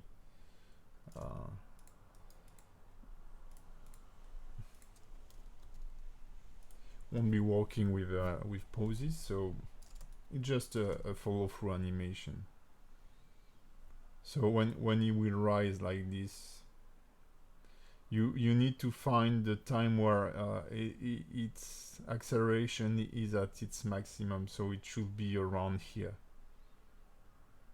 And this is where the tail will be the most downward. So I just duplicate the X rotation and rotate it this way, okay? And then when it will go down at its fastest pace here, that will be where the tail will be at its highest pose. So I think it should be like maybe this one. So it's the last pose currently. So I may need to offset it a bit and do a 12-12, or yeah, maybe here offset it by 2 frames. Like this, move this downward.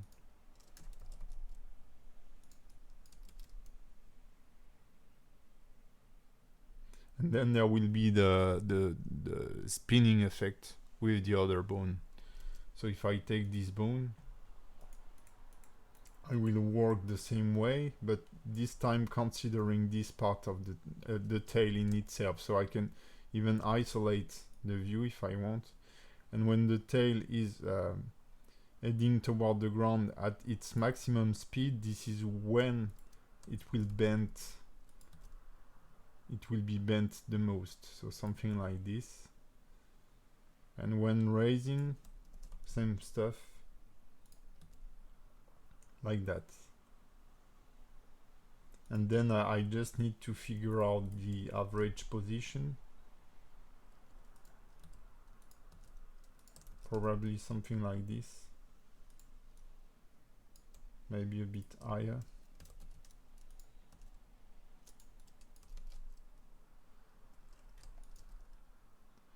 And I feel like I need to offset a bit this wall stuff. So what I will do is that I will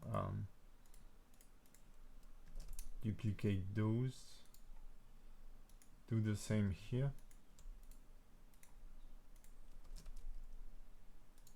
and select both. And while I'm playing, I will move it on the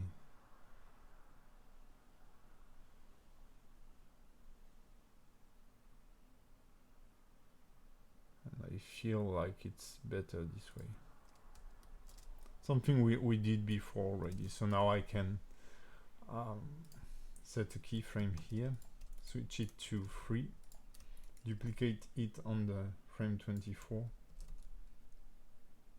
and get rid of the other points.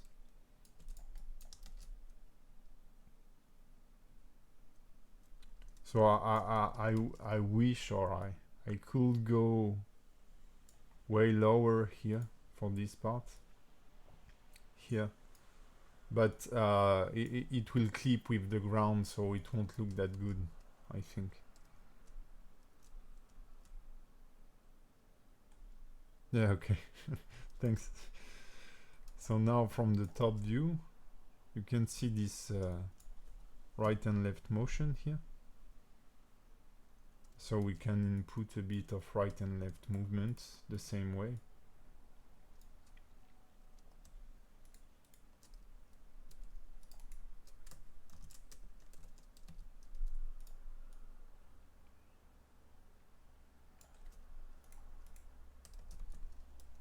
And then the Y rotation will allow us to how to say it,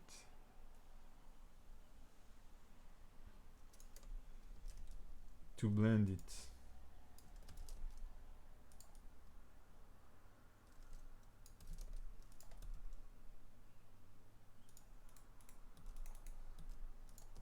To blend between the Z and the X rotation.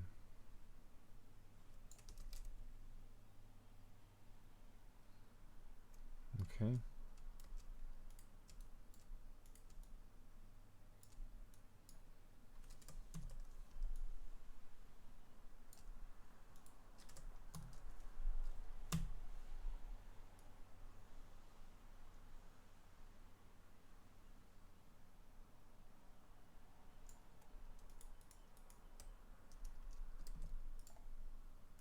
So I'm just resetting those to auto clamped before I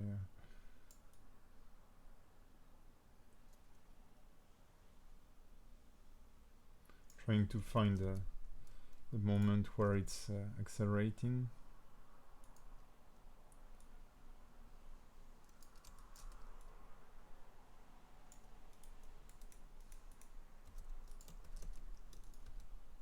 So I don't do a big movement on the side because it's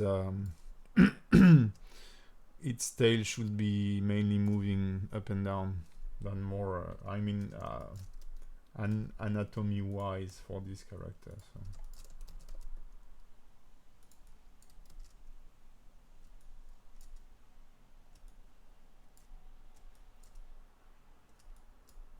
now I will use the Y axis to point toward the movement.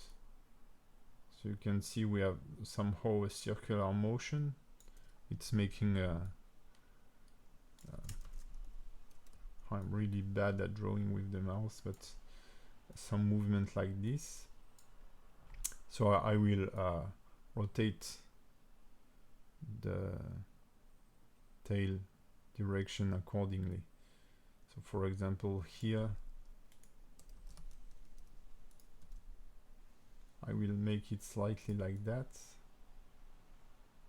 and when it changes direction I will also switch.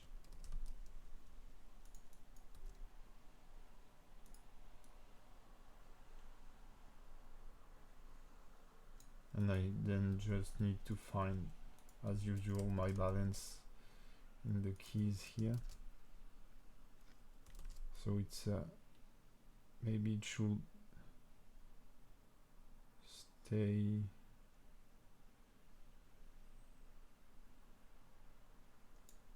maybe a bit later here.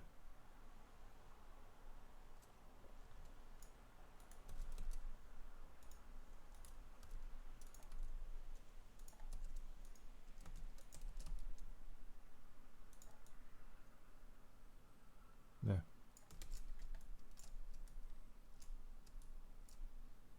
Now if I switch back here,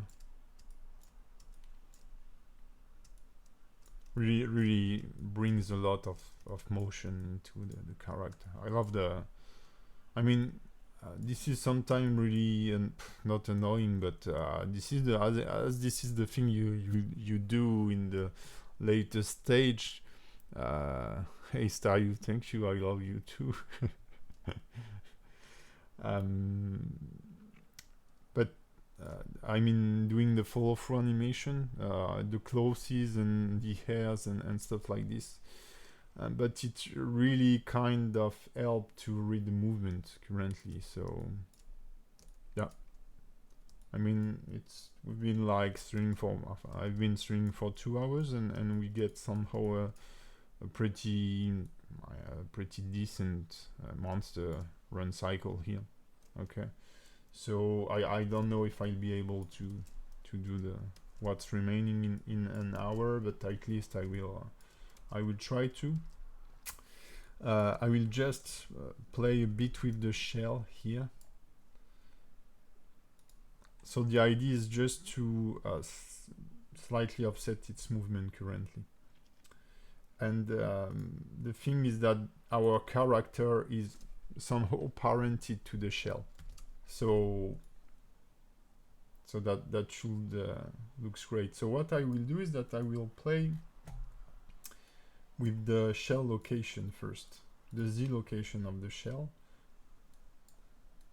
just to offset its movement, and it should brings a bit of the weight I'm lacking. So here is the part where our character is falling.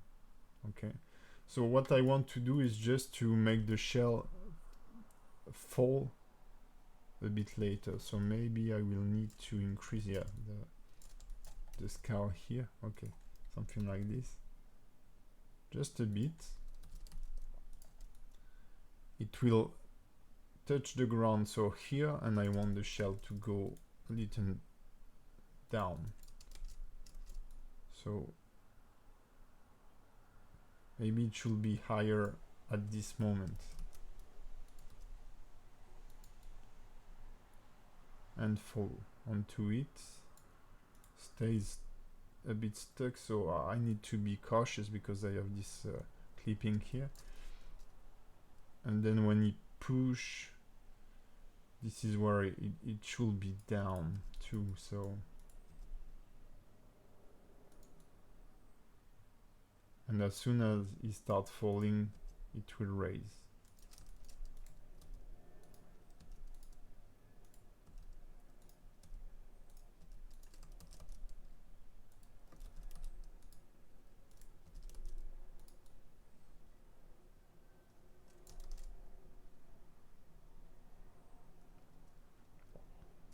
So that's pretty subtle here.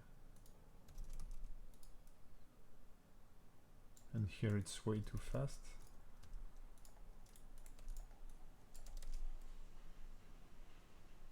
Okay. That's a fun animation whatsoever.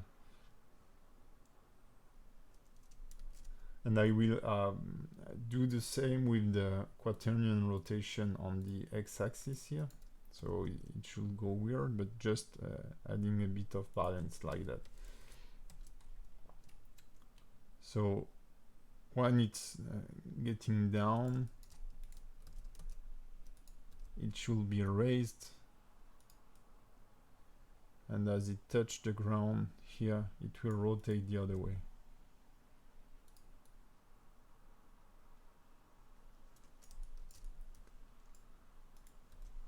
While it's rising, and get back to balance here.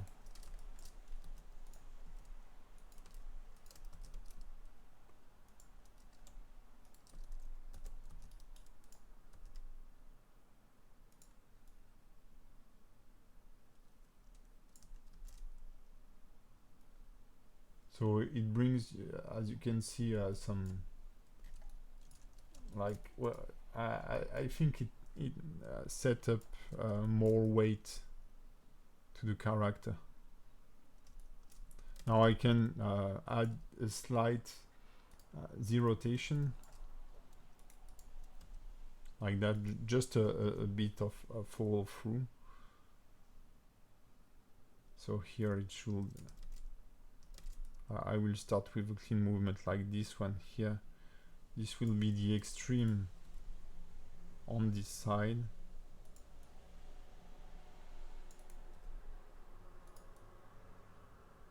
And the extreme on the other side should occur like maybe here, somewhere here.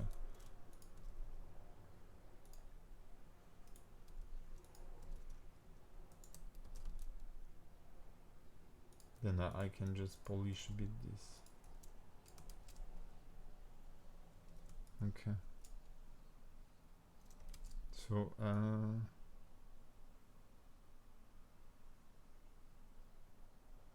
it should maybe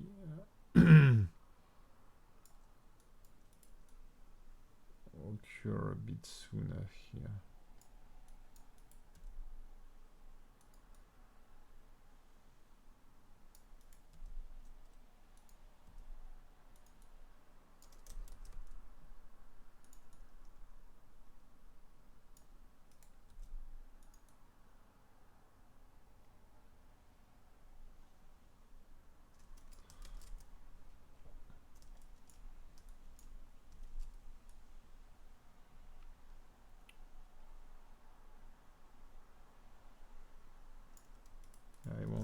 I don't know, maybe, yeah. I don't want it to contrast too much with the head, because it will look bad. But I think that's pretty neat. I mean, let me know what you think. And so if we display his little friend, oh, she's not moving at all, which is pretty embarrassing. Why? Oh, I know why. Oh, I made a huge mistake. Oh, so, but I know how I will fix it. On the keying set, I didn't set her on top of the creature, so I will have to save this in case I do weird stuff. If I open the keying set, yeah, she wasn't on top of it. That's a mistake. Also, maybe I will work on the jaw. So let's select the idle pose here, and I will start from there. So I will just enable everything here. Copy the pose, go to my new animation and paste it. And from there we'll try to repair it a bit. So in the graph editor I will just unhide everything. And there are some properties here, so which are the neck and IK information, so I will get rid of those, switch all of those to auto clamped, and I will give her like a more balanced pose, let's say. Okay.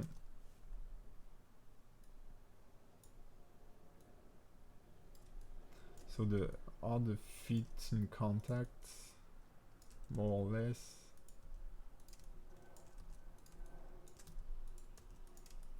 This one should be on top of these parts. Okay.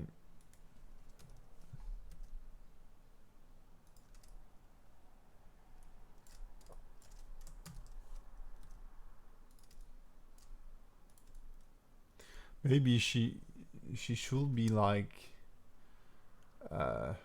leaning forward toward her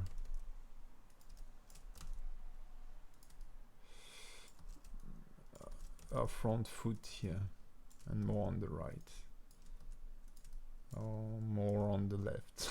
I don't know, like she was surfing on the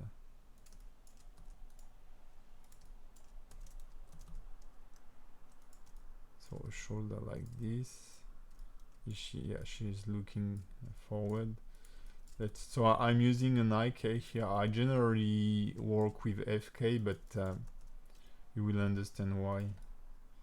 It's way easier for me to work with the end as a separate object, and I just have to work on follow through animation as we did before. Also, the second thing is that the second hand here, if I can find it, seems I can't. Maybe she has a mask too. Okay, for the rope. Where is this hand controller? This end. These are the fingers. Okay. Okay, this end controller is parented to the drums here.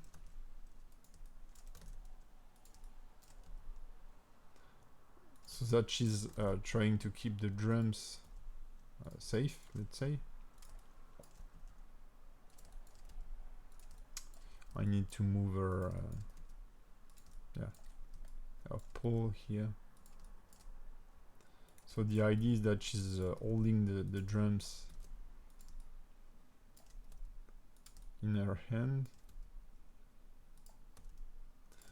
So by doing this, by setting this position as good as I can, I won't have to move the end. The hand, sorry. It's the I will just animate the drum movements. So this she will have only like a full follow-through animation. Everything will be only follow-through animation.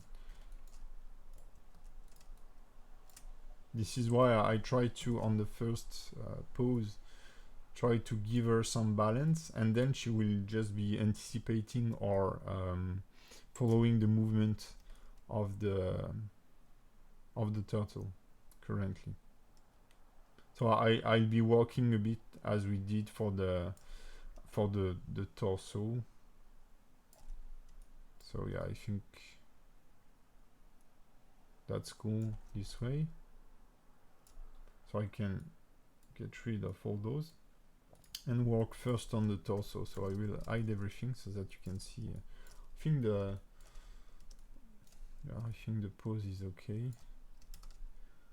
So here you can see how it goes. She will have a lot to do to to stay on this for sure. And I will just work on the curve directly for a movement. Oh, that's gonna be crazy. I think I think you could like stay on this for maybe until then. And then just, and without vomiting, I think maybe like 10 seconds or so. But she's a game character, so she can do everything. So let's see here. We'll bring her back, way back, like that.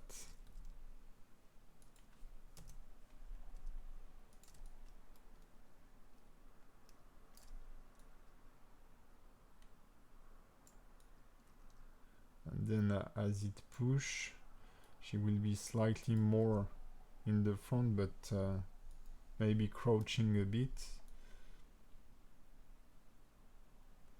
And when it comes down, she will be okay on this frame, like way in the back.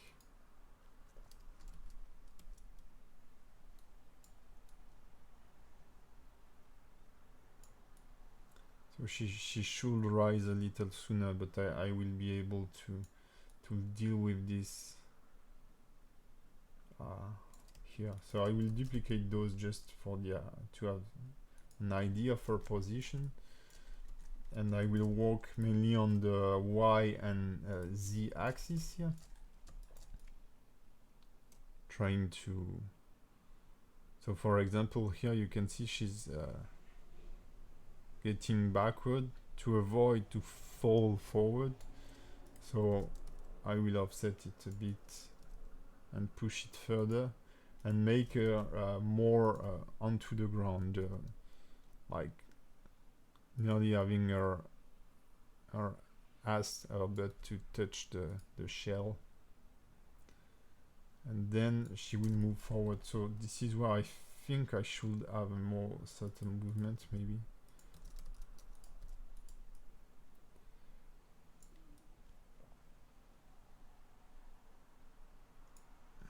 And yeah, she should be more forward for sure. So what I'd like her is to have a round motion of the of this bone.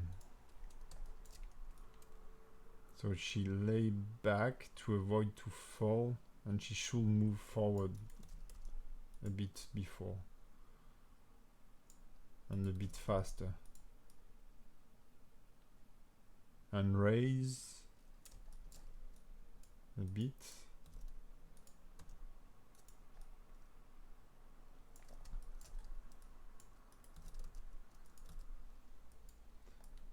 Raise and change, switch direction here.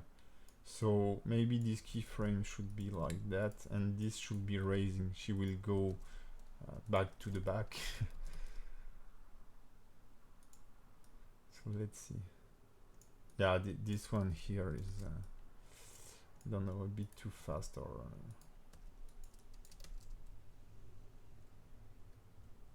she should go maybe way further forward.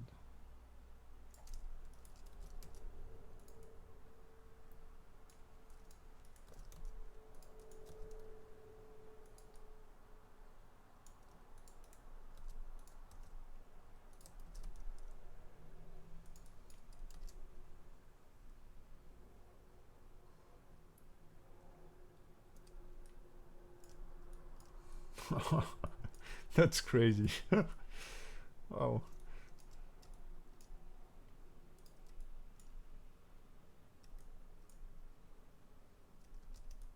I think this is pretty impossible to stay on such stuff, but whatever. So I think she should be raising a bit until there. I'm not sure, but then go down to avoid the fall, and when it raises, she should be down still a bit, and push on the leg later on. So I think I will get rid of this one.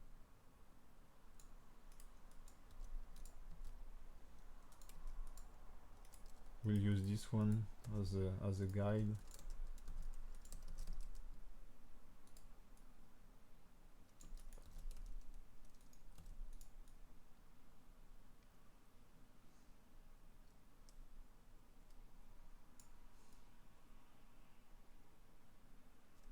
I think it's okay. So maybe the motion is a bit too fast of the creature here. That's some sport for sure. I mean, if you do this in your real life, you will have like the strongest thigh ever. So now I can do the same on for the right and left motion. So here,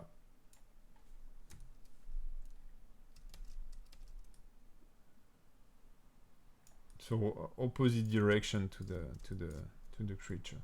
When the creature is moving right, she should be leaning left. Something like this. And when it pushes to the left, she should be on the right, like it is here. And we can average the movements here. So in our case, that will lower a bit the influence of the movement of the cage. So I feel like she should go onto the right here a bit more.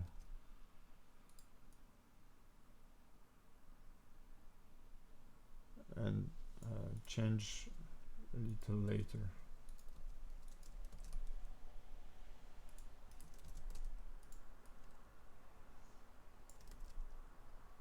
Now you can, it's pretty hard to see, but I have this circular movement of the torso root now.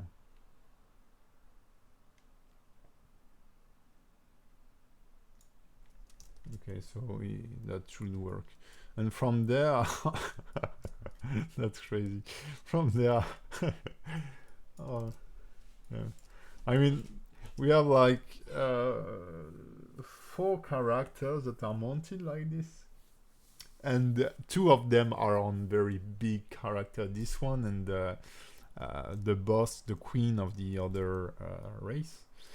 And yeah, that they are really suffering from being on big mounts like this, because it moves a lot. And when you, if you imagine in the Lord of the Ring or stuff like this, when there are the I don't know in English the word, but the elephant, they are called like this in France. When they are running, you can see the cages upon them that are moving like that, and the guys are just staying still, like if it was perfectly normal. Yeah, guys, that's you need to have, like, I don't know, but you know, those stuff on the cars and between the wheels and the car, just to compensate the movement of the some springs upon the shell to avoid this kind of movement. But hey, she's a warrior, she can handle that, no problem. So now I will simply work on the spine, just doing a follow through animation. So I won't go too extreme, so that we still have a sense of balance, that she's not how to say, I mean, she's quite in control, but not that much. So for example, when she will be moving forward like that very fast here, she will tend to raise a bit. So I can work on the X rotation here and rise her a bit.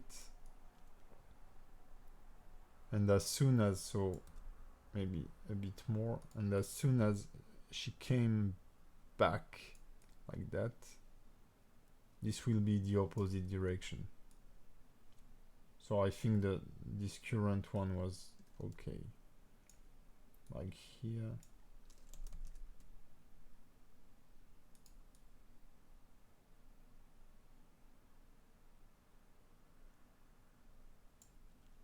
Now I just need to again find the average position and maybe work a bit on the timing for this one,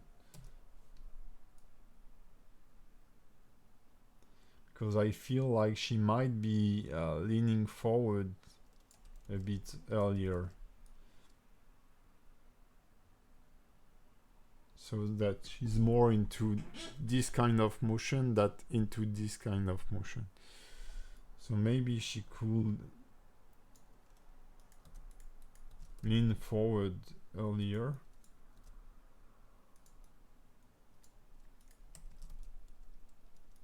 Something like this.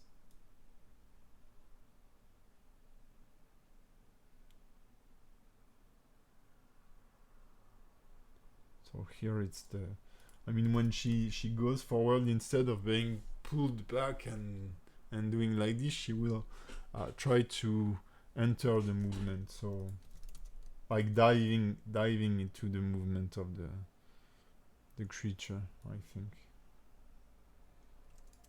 Yeah.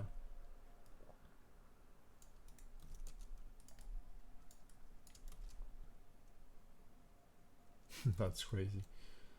So now I can work on this one, this X rotation too. So here she's a bit like following the movement, and then so if you have a diving movement, she should be like leading the animation with the top of the torso. I will just test it to see if I do something inverted in a way, so meaning that she should be leaned forward the maximum here, and then when it comes up, rise, just to see how it looks.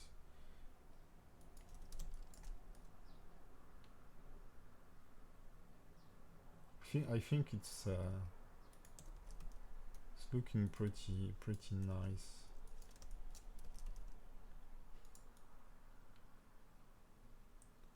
But I'm not sure that Wow, that's a very fast-paced animation. This is pretty hard to... This will be pretty... Because if I invert it, if I do the opposite, it's like she's not controlling her body. So if, for example, which it will look more natural maybe, but I'm not sure this is what I want. So when she's accelerating forward, this is where she will be leaning a lot backward, and then here a lot forward, like in a car when you are you're under the submission of the weight. So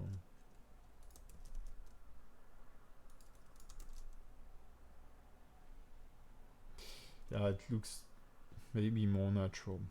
Yeah, I will keep it this way. Wow, that's crazy.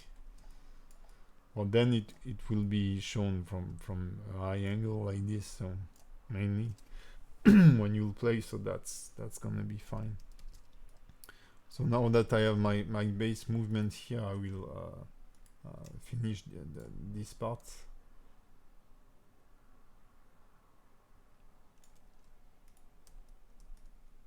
So maybe I will yeah, this is okay.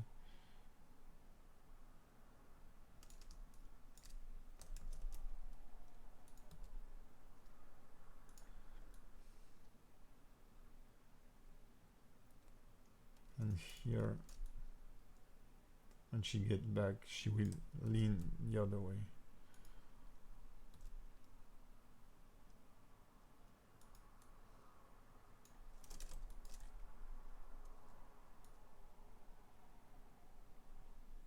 And change, yes, swap direction pretty much here, so that's that should be okay.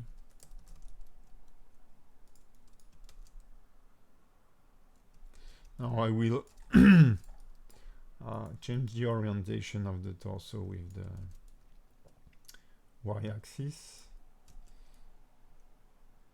That's pretty hard to read, so I don't care about the shoulder right now. But will she dive into the movement? So I will check. Rotator a bit like that, and arms here. Rotator the other way.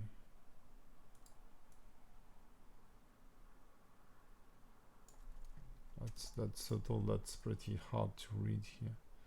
I can't imagine when the guys are animating like full monsters with people interacting with them. That must be crazy.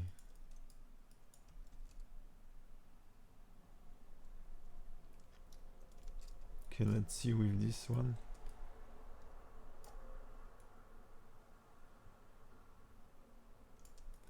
So this is where she's pulled back, so it should be the maximum rotation here. And as soon as what happened? Okay, as soon as she will get forward here, I need to input an opposite direction.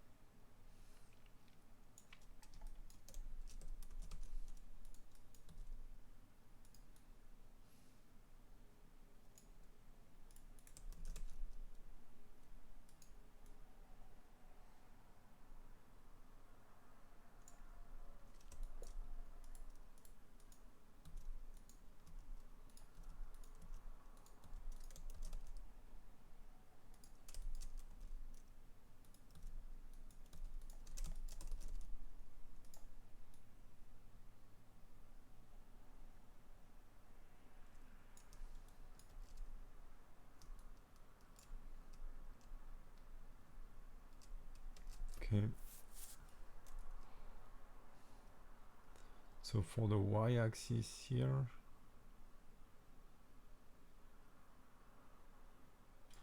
I would go maybe like this when she's pulling back.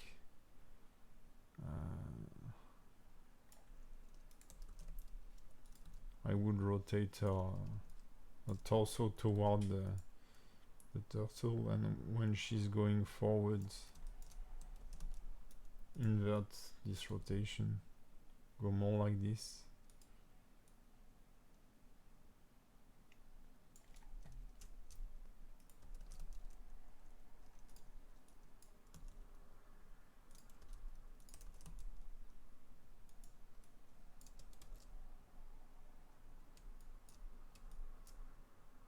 This is wild.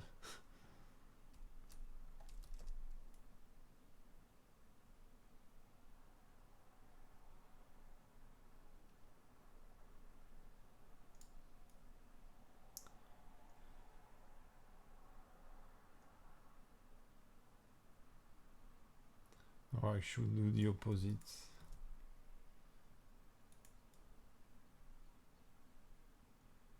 Here she should be like that, yeah. And when it goes forward, she will open.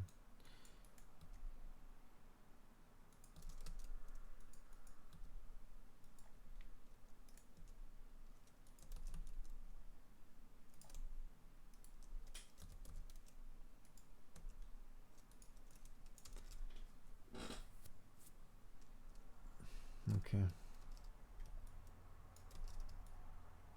Ah, that's crazy, huh?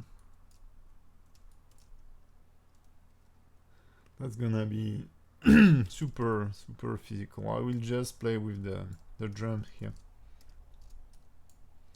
just to be able then to work on the second hand and the shoulder.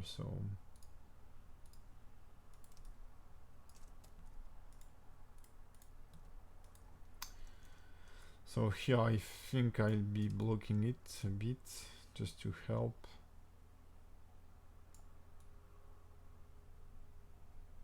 So when it trays like that, this is where it will be nearly falling.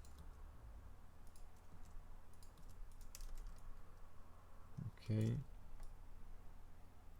And when it goes up,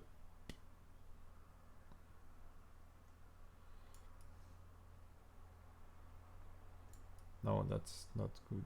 Here it should be like that.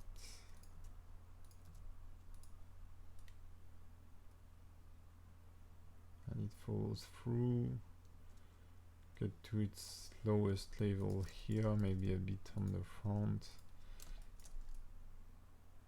and here it starts to get back into the other position. So let's see.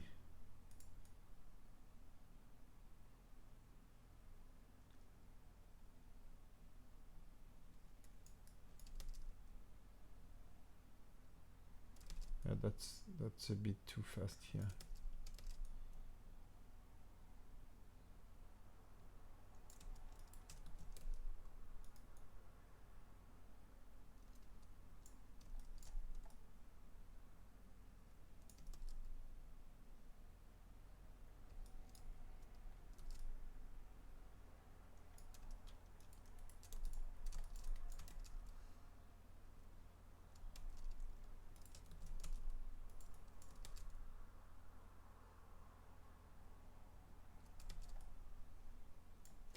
So there is something with the, I think, the rotation here.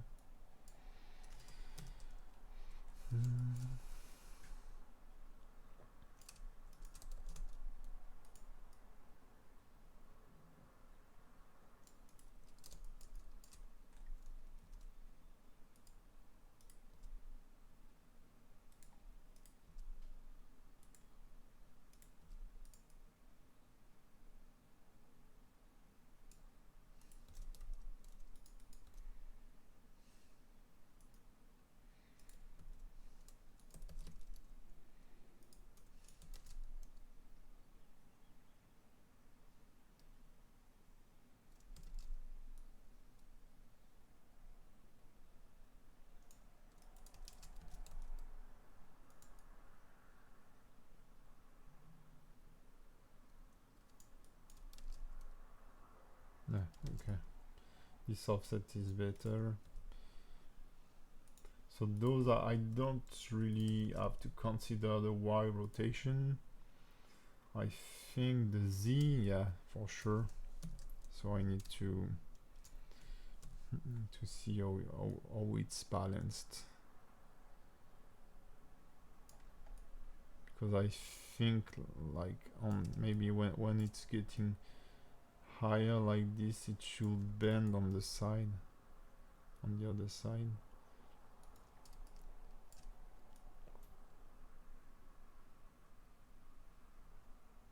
And I'd like it to make a rounder movement, so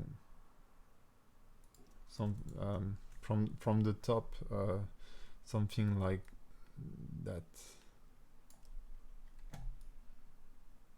You see, it came back, and I want it to go like that. Here.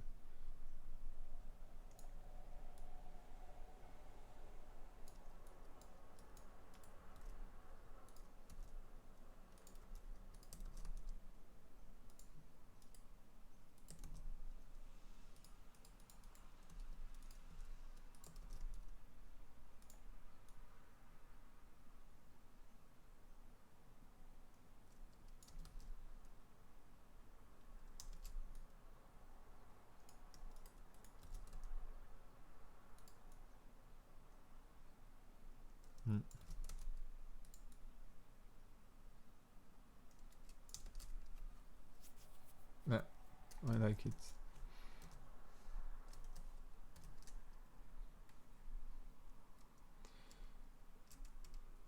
So now I will just input a bit of up and down motion, very subtle. Plus it's not aligned with the world, so it's going to be quite complicated.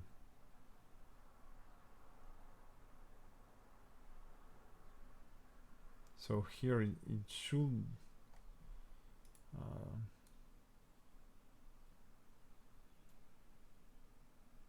be down and up maybe. So I will hide the rotation.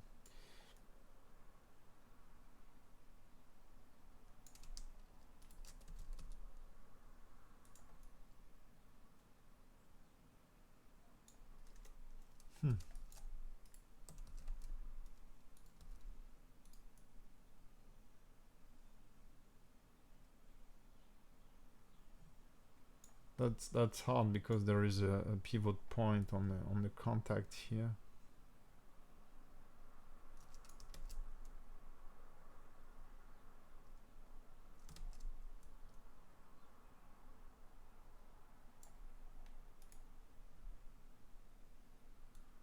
I think like the rotation.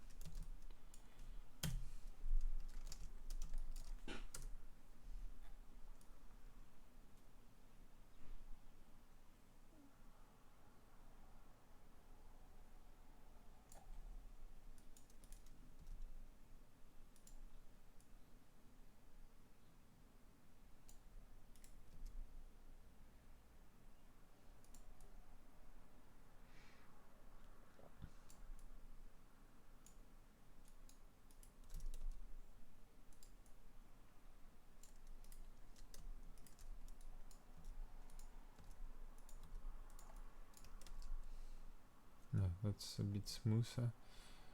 Yeah, that's pretty hard to figure.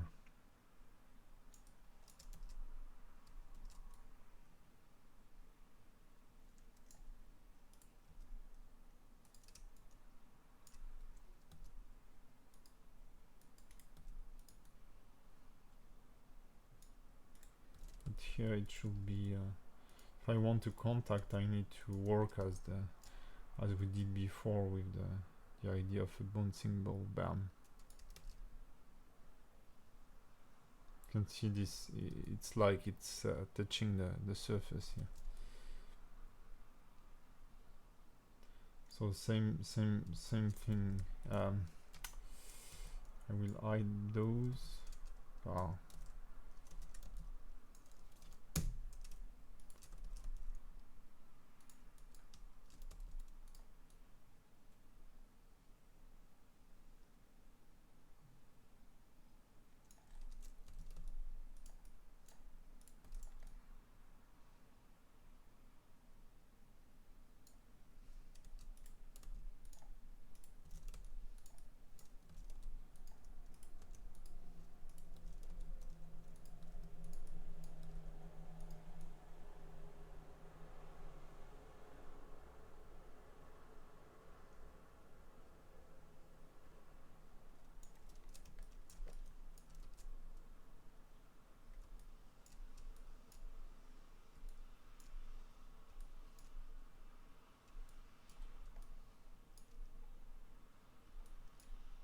that's a bit too much, I think.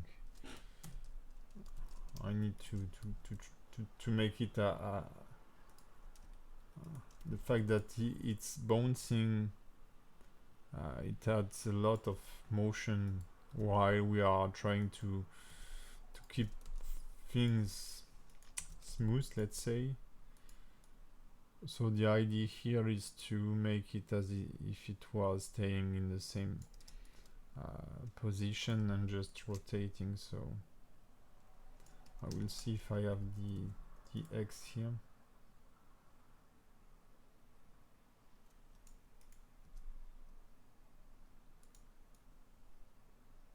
Because it's gonna be too much if I go crazy with all those stuff.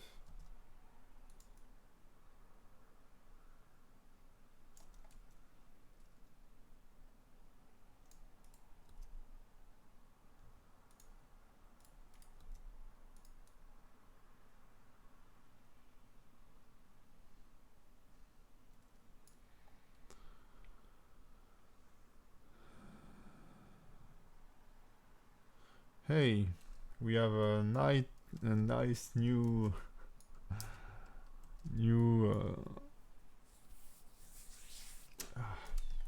people following the channel called Dating for Sexy, my channel. That's very tempting, but I will just block you like that.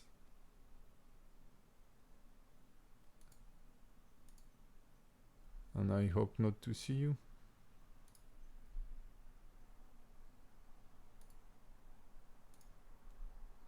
Alright, bye. Okay, first time it happens.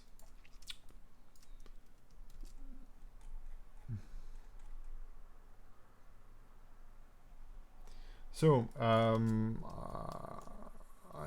think that's gonna be hit for the drums here. That's wide for sure. So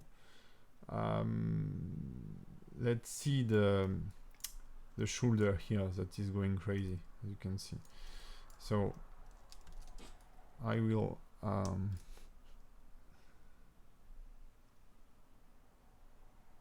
select my arm IK for the right.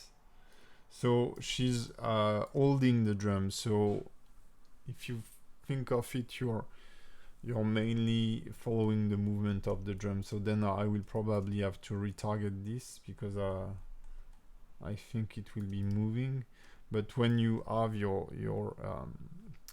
elbow close to your rib cage, your shoulder should be pointing upward. So I will cancel the rotation.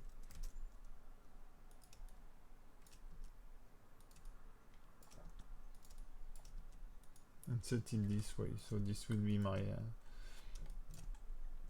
basic pose. Okay. Now here you can see the arm is pulling a bit. So I will pull it down a bit like that.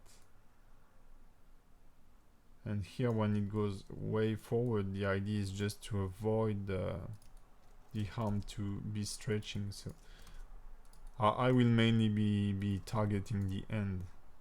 Okay.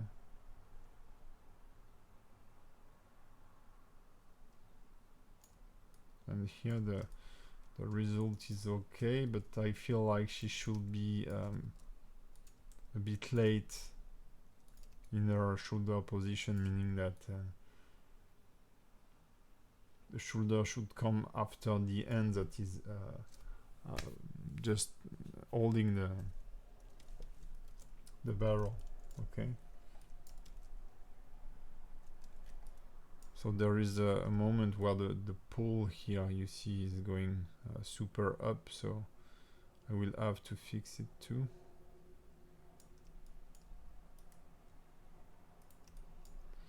So let's see, pull are pretty annoying to deal with because they are not super obvious to animate, to read at least. So here I will push it on the side.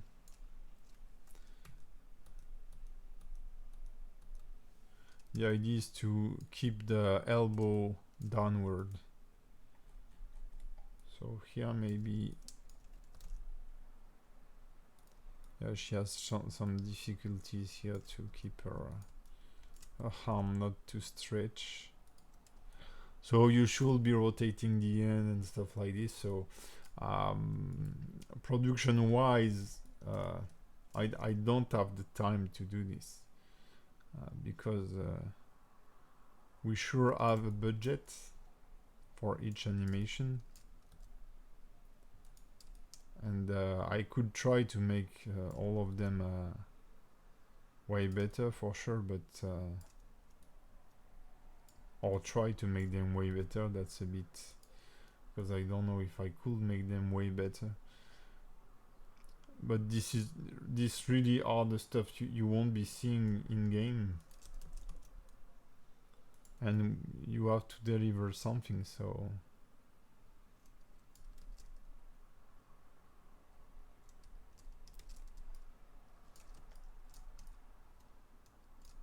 I can't polish everything as soon as it won't be seen. That's fine for me.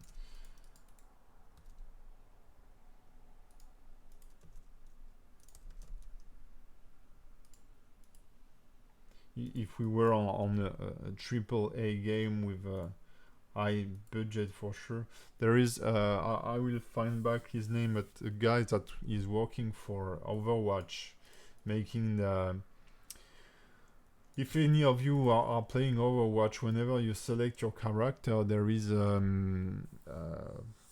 you see your character animated.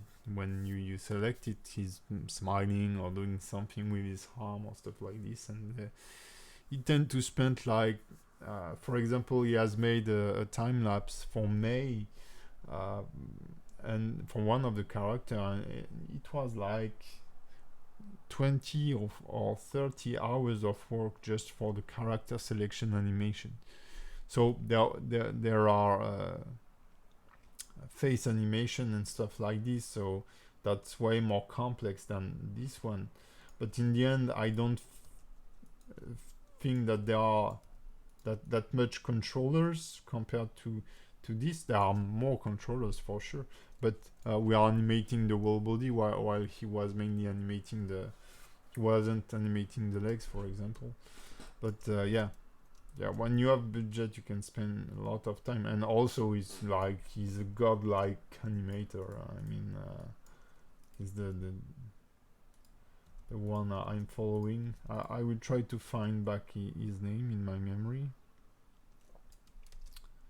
And he has done he has worked for Evolved too as an animator, and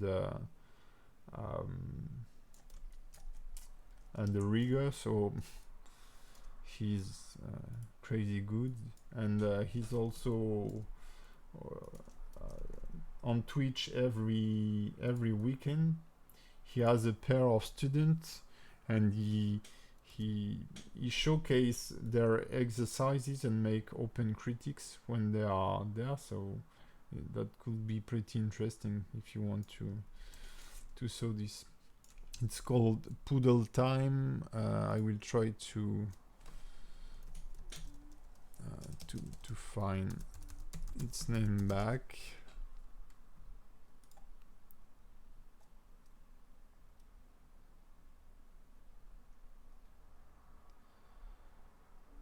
So every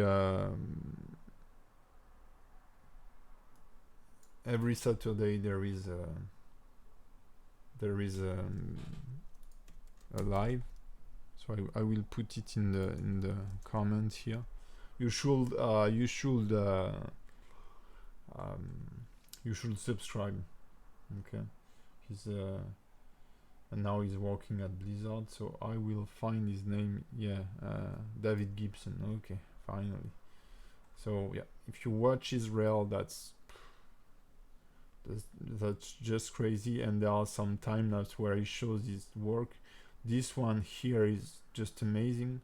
Really, you see this and you are super motivated to make some to make some new stuff for sure to start animation.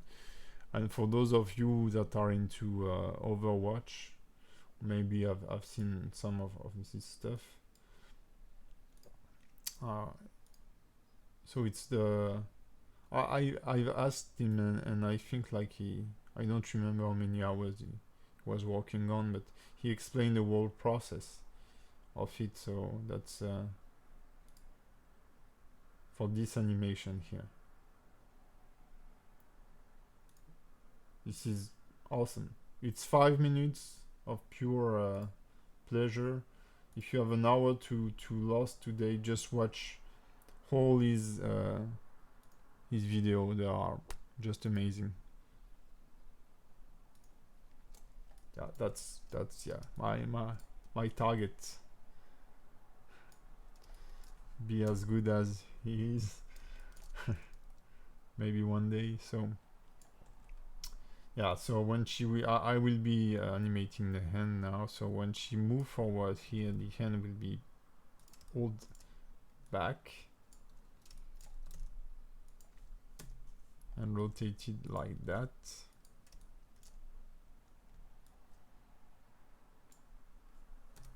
Something like this until she reach the front here.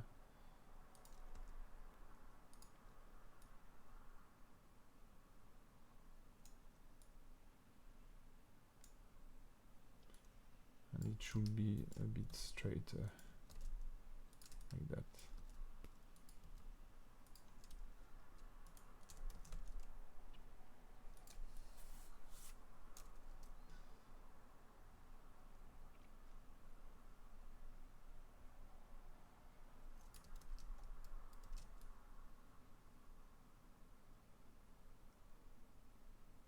So I want a circular motion, but I don't understand why I am why it's falling back here. Oh, it's the rotation. Okay. So let's work on our circular motion as usual. So here it should be higher. The end should be higher because it's the time where she's going down.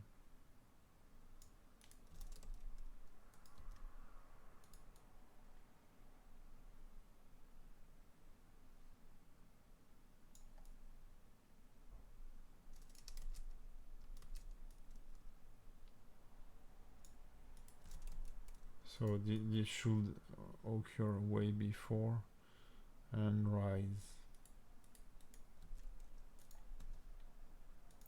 Like she was swimming backward to keep balance.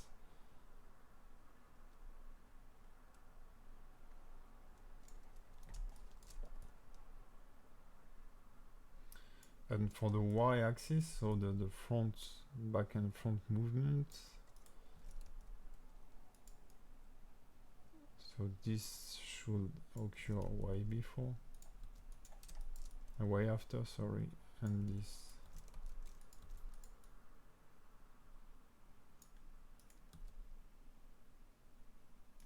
Huh, maybe I'm on the wrong, no, that's, yeah, I'm on the wrong stuff. This one, yeah, okay.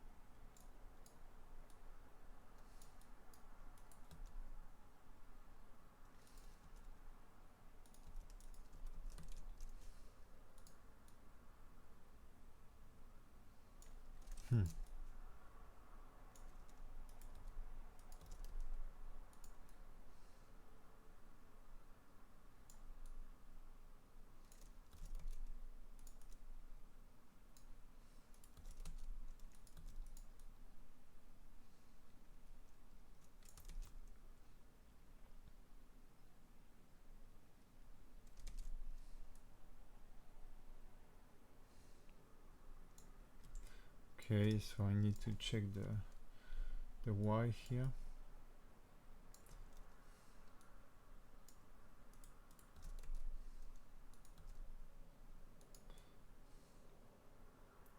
And here I wanted to go sooner, to open sooner.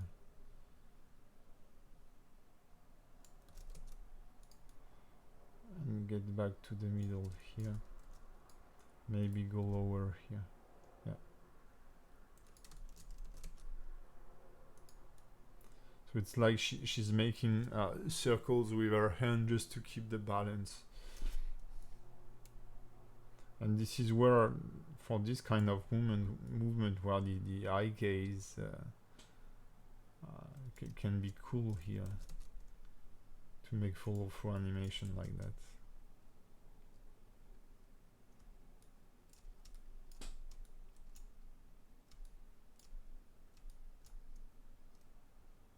Okay.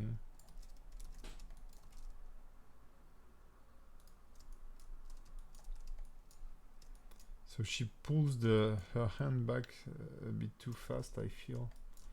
So I think it's this animation here. Yeah.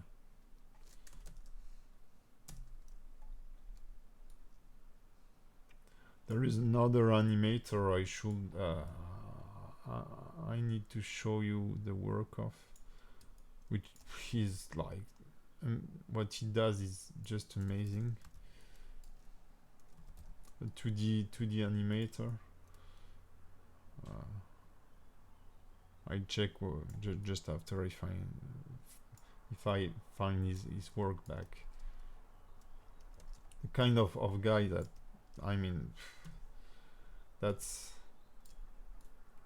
like so good, and you just by watching his work you just want to dive into animation. So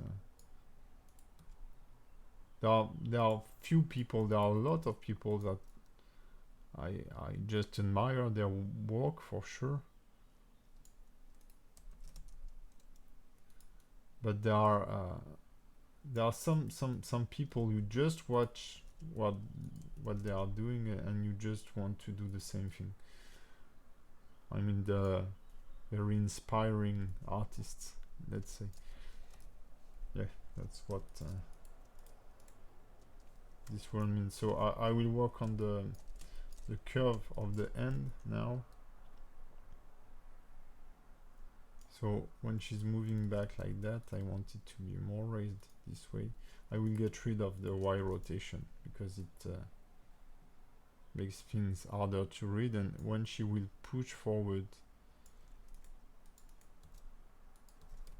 and also the Z, I will make all those rotation by hand. Here when it raises, it should be at its down stage. Ryan Woodward, maybe. Let me check. It's on Vimeo. I will check. Maybe I just don't know why Ryan Woodward. There are many super talented artists for sure. I'm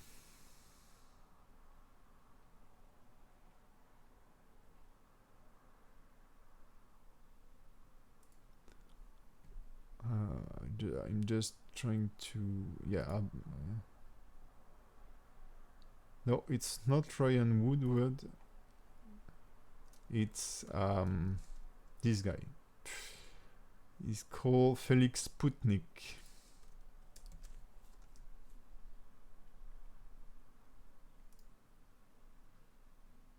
And this guy is just amazing. Watch out his videos. Those are, this is pure beauty. I mean, there are a lot of content with naked girls and stuff animated, so I don't want to show them on the stream, not because I feel like it's not shocking, but who knows. I don't want YouTube to lock my channel for not good content also. You know what I mean? So but yeah, just watch them. This is amazing. And I check out the one you sent me here.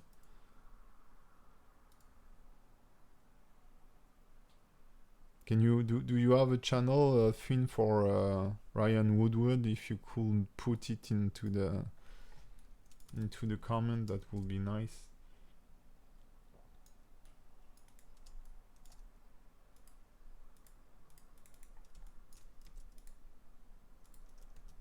Okay.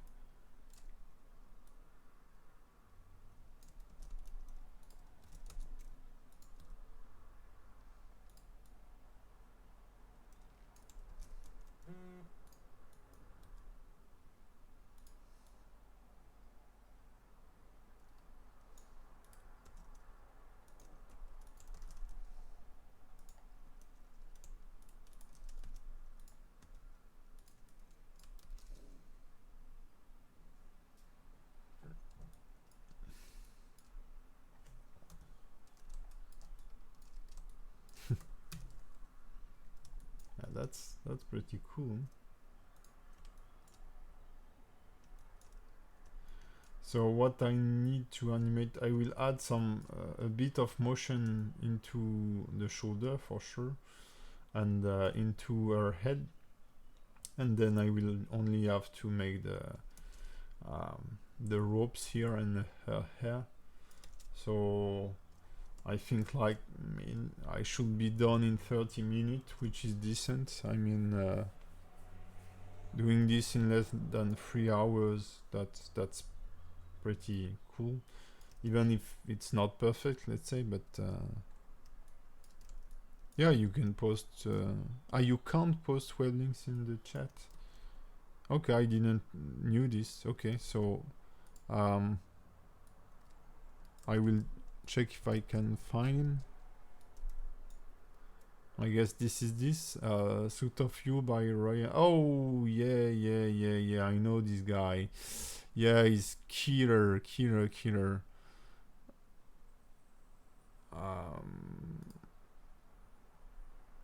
Yeah. I'm how to say. I've yeah, I'm already I've already subscribed to his channel, so this animation here is amazing. This is one of the animation I show to everyone. Yeah, this guy is awesome. So yeah, that's the kind of guy you see. It's more like when I see his work, I'm kind of disgusting of the life. And I say, he's the guy where I feel like I never reached this level. So our right wrist seems broken though. This one, yeah, but this is, or maybe I can, yeah, I can change the position of the end. Yeah, you are right. So I'll take your advice. So like something like this, and we will wrap the drum with the end. So I will just unfold it this way,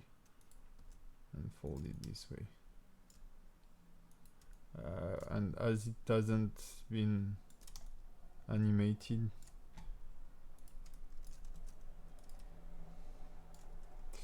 it's not I will try to keep it simple, but yeah, that's better. Yeah, just 20, okay. 20 degrees. But this part is not animated, so I can change the pose at will. But yeah, now it looks way better, for sure. So let's work on the head a bit, just a bit, because you naturally try to keep your head like watching forward, but we'll add some motion. So here some backward motion, and here on this extreme here some forward motion.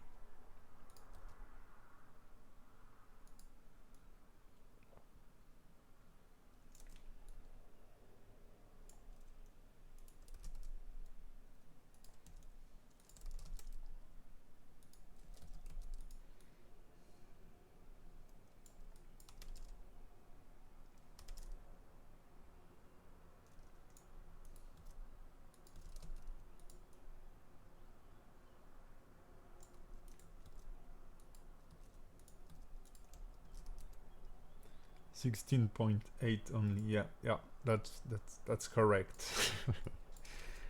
That's exactly the right angle, I think. Okay, so now you can see on the front view, her head is leaning forward a bit.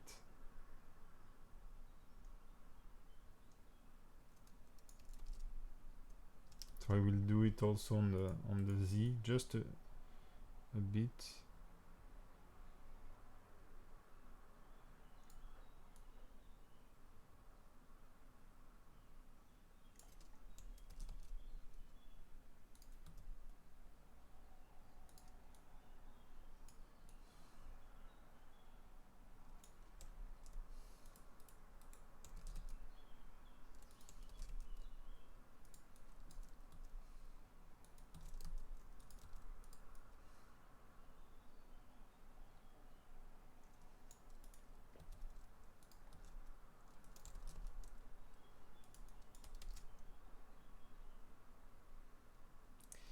Now what I'd like to, so the the breast is currently rigged, so I can make the boobs to move. So I will add some motion to them. So here I won't be polishing those that much, just looking them.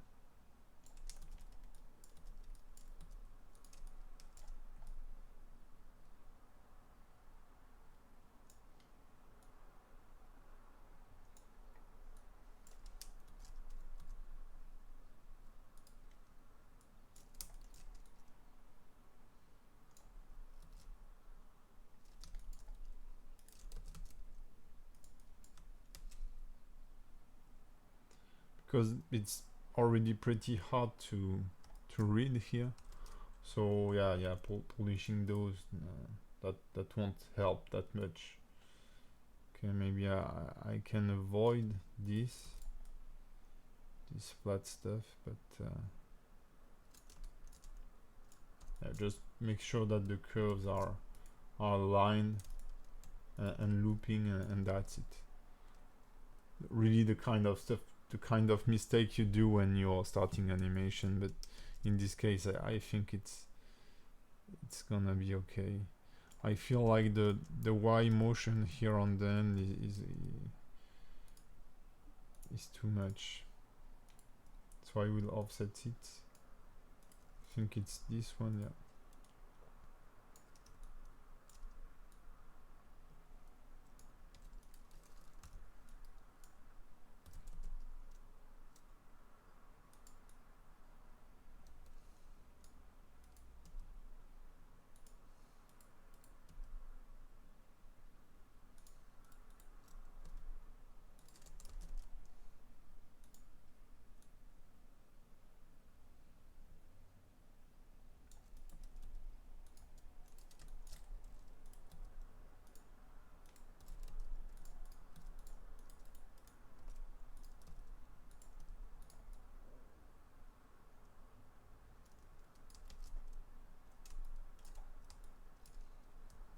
What I can do now is just the pull here when the character is going down,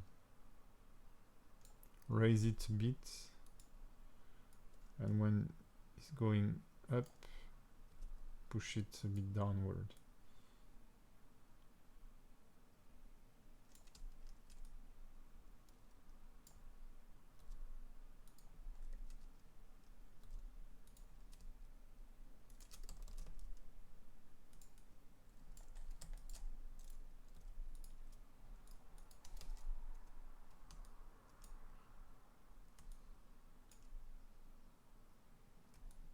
Okay, so now let's play with the ropes here. Fortunately there isn't that much equipment on her to be animated, because there are characters which are just a pain, because they have like clothes everywhere you have to animate. This will be a pattern. It's an hybrid game, but it's like chess because it's a pattern game. But the faster you play, the better it is. So it's very a turn can't be longer than 1 minute. So it's pretty fast, and your opponent can play during your turn too. Playing is in real time, is defensive options. So it's a pattern game, but it's as dynamical as a MOBA game. And also, I'm sorry, but I don't really have the how to say the vocabulary about gaming to really help or example. I'm not super. I know a lot of games, but mostly graphical wise, or you know, than how they are played and stuff. And I'm not like super. I don't know that much things about online gaming and stuff like this. So yeah, sorry, sorry, I can't help. Okay. So I just input a rotating motion here. That I will immediately polish, as you can see.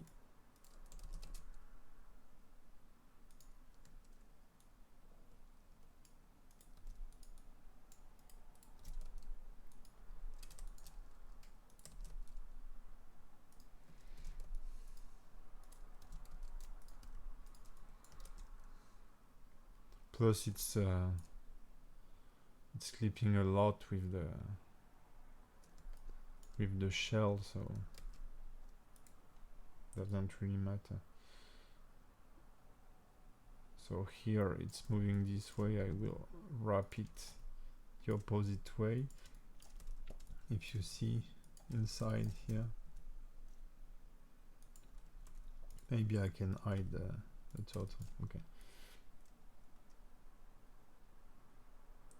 And as soon as it reaches the higher position, I will invert its curve, and it will look nice.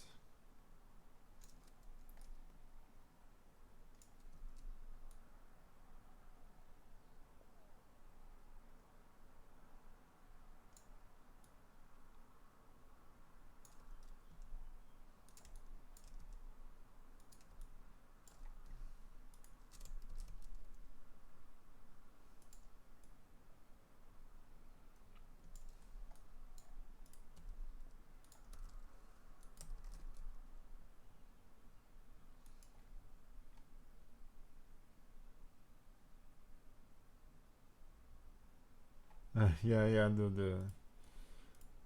the Dragon Knight is a pretty big course for sure. If you are able to do it entirely, that's great. Great. I'm happy about it, because it yeah, it's that's a big piece for sure. But if you want to do like advanced stuff, you just take time. So it might not be the best tutorial format sometime, I feel, because people can get lazy, or just can't go through the whole tutorial and lose the motivation. But I feel like it's the best way to learn is making very short exercises of 1 hour, especially when you are sculpting. For example, learn to sculpt a hand in less than 1 hour, and once you reach the hour, just stop. And once you're comfortable to learn the whole pipeline, just do a big project, like a whole character, very detailed and stuff. And you will make a lot of mistakes, and you will sure learn from them. So today I'm not satisfied with what I've outputted for the Dragon Knight, but yeah, I mean, he's nice, but now after a few months, I can see the mistakes, and I got back to sculpt training like 2 weeks ago. So I try to sculpt like at least an hour a day. That's very complicated to manage, but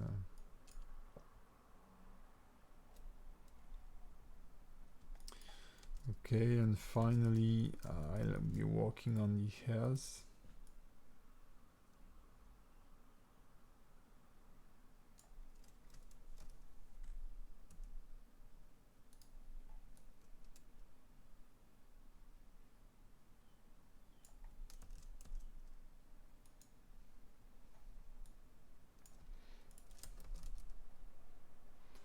So these are very simple motions, just back and forth, and I'm just polishing them.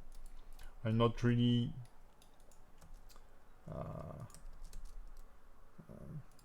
focusing on all the timing stuff here,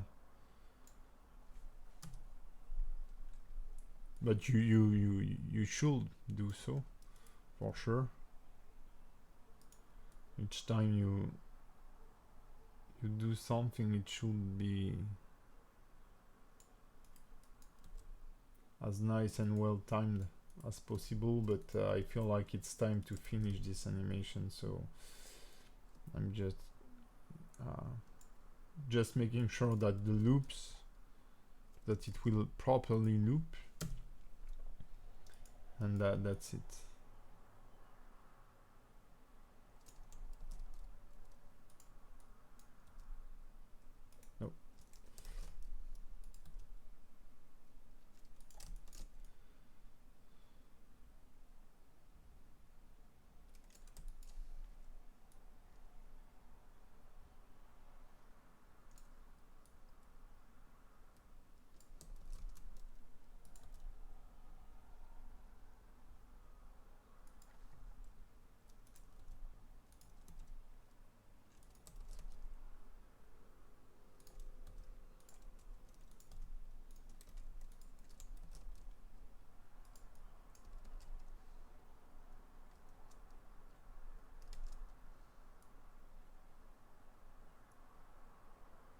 So if I want, I can I will show you something that I've already shown, I think, before, but I can lock the camera onto one bone to make it easier to follow the animation.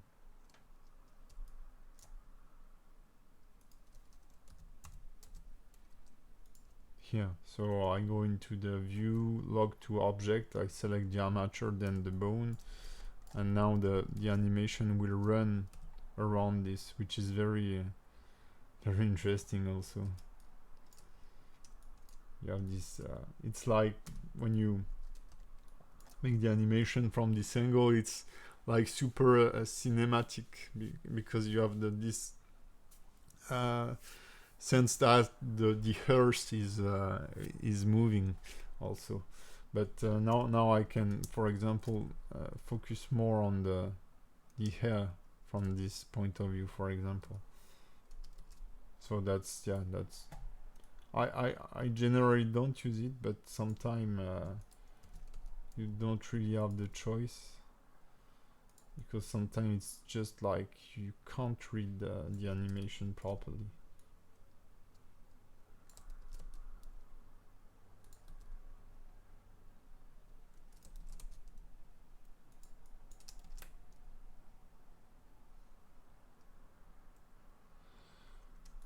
So I didn't animate hips, I've forgotten it, but I feel like everything else is done. And I'm pretty happy about the result, to be honest. So that's cool. I'd like to add some motion to the jaw too. I feel like I can stay like for a few more minutes. I guess most of the people just left probably, but if you're doing something else, is enter forward foot too much turn on the inside too? Well, that's I got it, but it's mostly here in this position. If you think of, you want to avoid to slide, I feel like this position is okay. You see, but yeah, maybe when the leg is straight like that, it looks a bit weird. But for me, that's fine. Honestly, for me, that's fine. Yeah, rough ride for sure. Yeah, absolutely. That's this is why she has such size. So I will, as she put her weight onto this side, the hips will raise here, but I also need to give some to relax the leg. So I will rotate it on its y-axis like that, and maybe decrease a bit this. Okay, so here I'm not checking the timing, and here in this case I can rotate it a bit more this way, more toward the other leg, which is now supporting a little more weight here.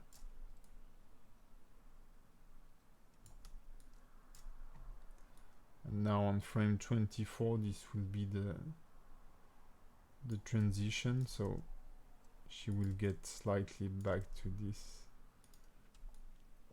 and I will just duplicate the pose and polish it a bit to make sure it doesn't. You see here it's changing a bit fast, but now we have this nice she's doing really this movement with her hips, which is fine. I mean, I feel like it looks nice, so I will just make sure that this is smooth. I just need to move this a little upward like this and rotate those.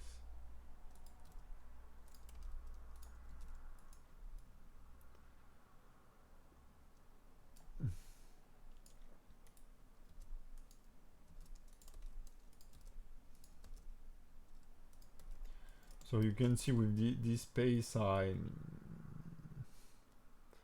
generally output 2 animation a day in a production day. Like it took me, depends, some animation are pretty easy to be done, but there are some animation that can take me 6 or 7 hours. I had some animation that took me more than a day to achieve, and this is pretty I mean, for a game animation, this is pretty long, I guess. At our level, this is not, again, AAA. These are not like character you will be zooming on. So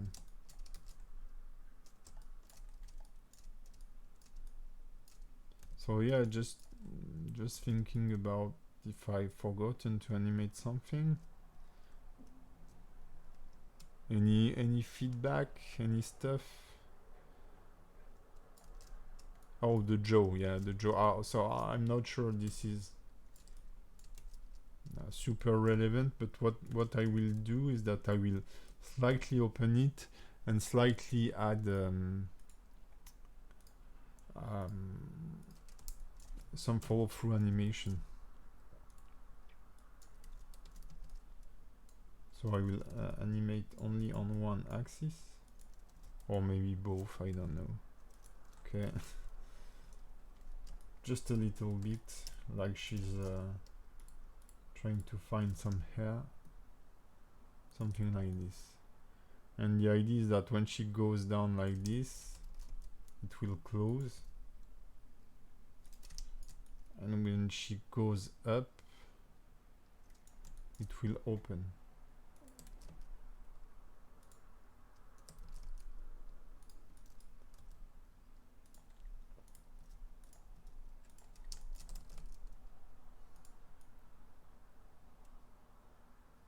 You see?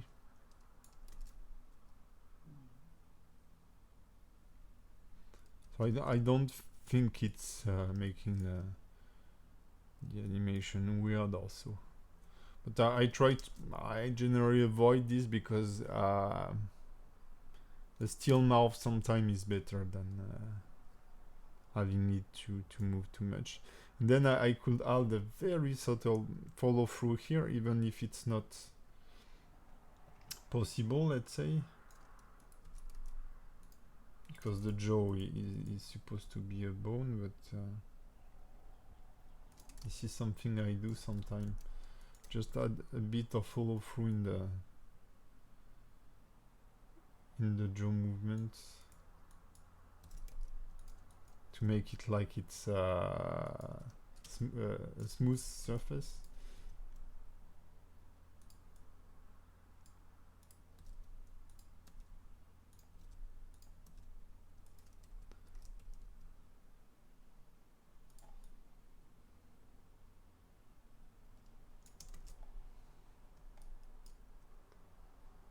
Okay.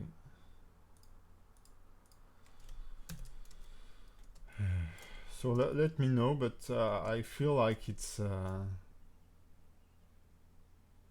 for me it's okay now. And I'm honestly so I'm pretty happy about the result. So I don't know if you are subject to self-satisfaction, but sometimes it's a good thing. Sometimes you have to admit that so there is a bit of clipping here, but yeah, that's mostly fine. Yeah, I'm happy about the result. I didn't think that I could output something that cool, let's say. So for sure she has a rough ride, like MG told us. But yeah, that was part of the deal. If you want to ride some big monsters like this, you have to have a good balance. So let me know if I've forgotten something, or if you want to know if you have any questions. So I give you like 30 seconds, and then I will yeah, thank you, Finn. By the way, Finn, if you want me to review your latest animation, just send it to me. I'll be glad to see how you made your run cycle. There was some stuff a bit off, but yeah, that was cool. Okay, I have like 3 looking good, looking cool. So I will consider this as it's finished. So guys, I hope you've enjoyed this streaming, and I will see you very soon for a next animation streaming. Bye.